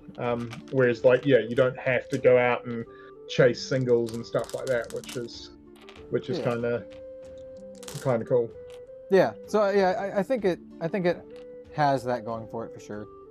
It's an interesting thing where like the barrier of entry is kind of low, but it kind of isn't, depending on what you want to get out of the game, I suppose. Exactly. Like, and also the sort of person you are. Like, I can quite easily see people who have that sort of slight gamble to them. They're like, I just want to keep opening until I open a legendary in a deck, or because the other thing that that can happen in these decks is that you can get what they call betrayers, where you get a creature from a different class in your deck. Okay. So, and so that's kind of cool. So you're getting cards that don't normally happen within class, and that can either synergize well, or they can maybe they don't synergize, they're just like random. But it means that if you then add them in with a faction of that faction, it can make them better and stuff like that. So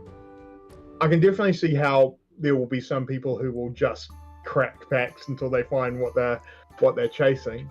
But again, I like it. I like this in the play space of what I call secondary gaming, where I think it's a very fun game. Not, again, as we saw, not completely balanced like a TCG, but at the same time, while both our games there were a bit one-sided, I still enjoyed both our games. Like, even though you absolutely hammered me in the first game. Yeah, it was 81 to 1, and you killed me. You were like at 20 something, right? Yeah. You're at 20 something, but I just had a turn where like I just couldn't do anything. Like, after you killed my dude, I was just like, I can play one guy, and you have like 4 dudes and still have another play. So you're gonna end the turn with still 4 dudes, and I'll be at like 3 life. Is what the best bet is. Yeah. And I'm just like, and it's one of those things where once you get a bit better at the game and knowing your deck, I don't know if you had a board clear in that deck, but maybe there's not. I don't have any. Maybe if you did, it's the sort of thing where you're like, oh, we'll play it out, and maybe the next term you just clear my board, and while you're at 3, you steal tempo back. Like, I definitely think I've heard of people talking about games where they were at 2 and they came back and won the game because of swings. So the deck I was playing was like pretty fair. Like, the only comeback I could have had would be on the entire next round, but I think I'd be dead by then. But I have my level 3 ability, or level 3 ability, which lets me just kill one of your guys. So that's just like a pretty clear. But I think this actually just makes me appreciate WeCross actually more, because WeCross is also a lane-based game with 3 lanes. And I played a lot of it, and I've never once felt like you were insurmountable, and that's because Keyforge or WeCross has a built-in recovery system, and that's just kind of how the game works. Because when you deal damage to your opponent, or when they deal damage to you, your life cloth gets broken. So those are cards that are face down, and you have a 50% chance, more or less, because you can have 20 in your 40 card deck, of having an effect. And a lot of those effects, if you build your deck right, can kill opposing cards or gain you life or let you draw cards. But no matter what happens, they always go into your enter zone to like ramp you, to like let you play more stuff. And WeCross is a game. I do like that you draw 5 cards every go around in this. I think that's really good. Yeah. And like WeCross is a game where you draw 2 cards a turn, which I also think is really good. I don't think I would ever personally design a game where you only draw 1, but like maybe it's just like Japanese game design, because like definitely I'm thinking of like Shadowverse as well compared to like Hearthstone, and Shadowverse also has like built-in like catch-up mechanics that if you're like really low on tempo, then you can still come back. It never feels like insurmountable with their evolved mechanic. Whereas I started to feel a little like MetaZoo a little bit at the last, because I was like, you have so many dudes, I can't do anything about it. Like I know what's in my deck. There's not a single card that could like kill 3 of your guys, and like with just two cards a turn, I can maybe play a guy. Maybe if I'm super lucky, play a guy that kills one of your guys, but you're so far ahead that it won't matter. You'll still have like I'm so far behind that like even if I play a card that gives me a 2-for-1, kill one of your dudes, play a dude, I'm still behind. Yeah. So I get it. I think it's interesting, and I think it's fun. I think it is also could be a little imbalanced. And like I said, I think the way that I'd like to play it the most probably is like kind of like sealed, where you're just like, open up 3 or 4 decks or whatever, and then just pick 2, and then like cram them together. And that also forces people to play with like more weird stuff. There's also a 2v2 version, which I think is kind of cool. Cool. And that's the sort of thing where that could actually be a really cool sealed type thing, where you buy one booster pack between a team, and you're like, all right, well, we have to work out the best combination of these 4 decks. So, that actually does seem really cool. Yeah, it's kind of like a Team Sealed and Flesh and Blood. If anyone watching play Team Sealed and Flesh and Blood, which is a ton of fun. I highly recommend it if you get the chance. In fact, I recommend any team event. If you have a chance to play team events, you should play team events. They're so much fun. Totally. Yeah. I mean that's Solforge. I can see how it started as a digital game. I can feel a lot of digital game stuff from this, from the lanes to the persistent damage and persistent buffs. It definitely feels like a digital game in that regard, for sure. Yeah, and the upgrading and stuff is definitely, obviously, when a computer's doing all that for you manually, it's pretty good. And one of the cool things that we didn't talk about is that they have the little codes there that you can upload your deck, and at the moment you can upload it and play it on TTS. But I believe they are actually looking at making their own digital client. So you'll be able to use your decks online and stuff. So that's pretty cool. So it does mean that I think initially there will be a bunch of probably online tournaments as well, as they're trying to grow the player base. So that's cool, and it's nice that you can apparently it's fairly easy to upload it into TTS, so that's good. Yeah. So I mean, like, my overall opinions on it after just like playing twice, I guess. I think it's all right. It is interesting that both of our games were like super imbalanced both ways, which might not be indicative of the overall experience. Yeah. It might just be outliers. And also I was about to say, also we're learning, we're learning play lines and stuff. So I mean, it's quite possible that if we play those decks again, we we'll have a better idea of what we should be upgrading and stuff like that to make it more close. Yeah, well, I mean, I just think the second deck combination wasn't great. Yeah. I should have picked the green one over the other one, or just not played the blue one at all. But I wanted to play with the weird rares, with the simulacrum and stuff, because there's like so many in there. But yeah, it seems cool. I don't know how much I would actually play it again. I might like play it like a few more times, but there's like so many games vying for attention right now. I'm like, I agree with you what you said. It's a good second game because it also is inexpensive if you just want to buy a couple decks and just play. Yeah, I mean, and that's the other thing too, is that like this could completely go on your board game shelf, right? Like if like this is a game you could play with non-card game players. It's easy to pick up. And yeah, like I could see myself playing this with friends who aren't necessarily TCG players, but like effectively, if I put this in a box and say, hey, this is a two-player board game that you get to select your decks at the start. I think I definitely think you could do it that way, like a beer and pretzels game type thing. Yeah, that's kind of how I feel about sorcery actually, but yeah, I think they're both like pretty good like second card games. I think to fill that build you need a really low barrier of entry, and I think that is one of the things this game does very well. The barrier of entry is super low. You just buy some stuff and mash it together, which is nice. Yeah.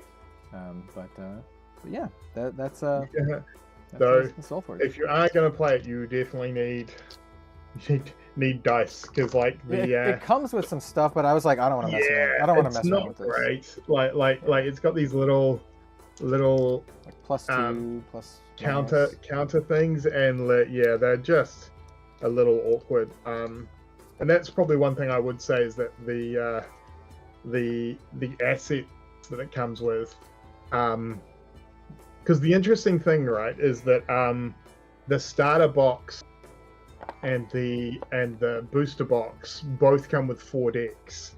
And the only thing that you get extra in the starter is that you get 2 paper play mats, which is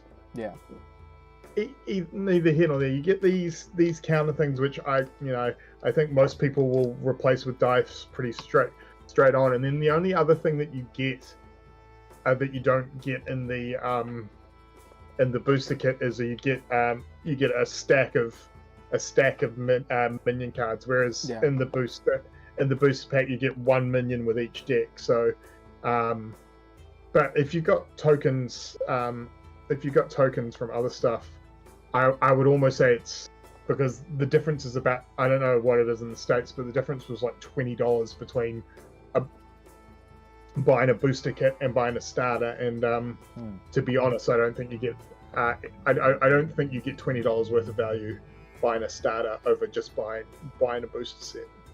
Yeah, I can't attest to that. This was given to me by the developers, and it does not have a price. Sure. It does not have a price on it, so I actually don't know how much this retails for. Yeah. But like, I don't know. I recommend it if you want to try it out. Like, definitely, it's like decent enough to try out, I think. Yeah. So that's my verdict. Just try it out if you want to. Yep. If you have like a friend or whatever, or family member. Yeah. Give it a shot. Or as I said, if you happen to be at a store that it's their game night and you don't have anything else on, it's relatively cheap to buy a booster set and jump in. And again, as I said, the actual learning to play, I feel like it's a very easy game to learn to play, and just I think most people will be able to get the basics of it from the first game. It's not a game that you have to be scared of the complexity to jump into it. I think it's very much a game you can learn as you're playing. Yeah, I think so too. It's not too bad. So yeah, that's Solforge. Thank you to the 10 people who are still here. I don't know if anyone's watched all the way through the 3 hours. If you have, holy crap, like that's amazing. But thank you all for watching. I appreciate it. Shout out to, I'm pretty sure they're gone by now, but shout out to Brooklyn's 11B and Ben Thorn or Thron. Yep. Ben Throm, who helped us out a little bit at the start. So shout out to them. Yeah, and, thanks guys. Yeah, thanks for watching, everyone. Go check out Ian's stuff if you'd like.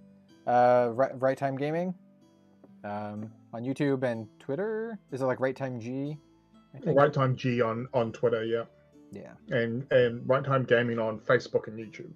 Yeah. So do that, and I will probably have Ian on sometime in the future.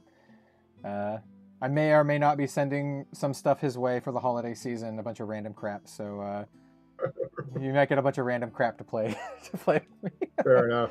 Yeah. So yeah, thanks again for coming on, Ian. Thanks everyone for watching. Shout out to Sir Paper, who said thanks for the stream. Thank you for being here, and we'll see y'all next time. Catch you later. Yeah. End stream.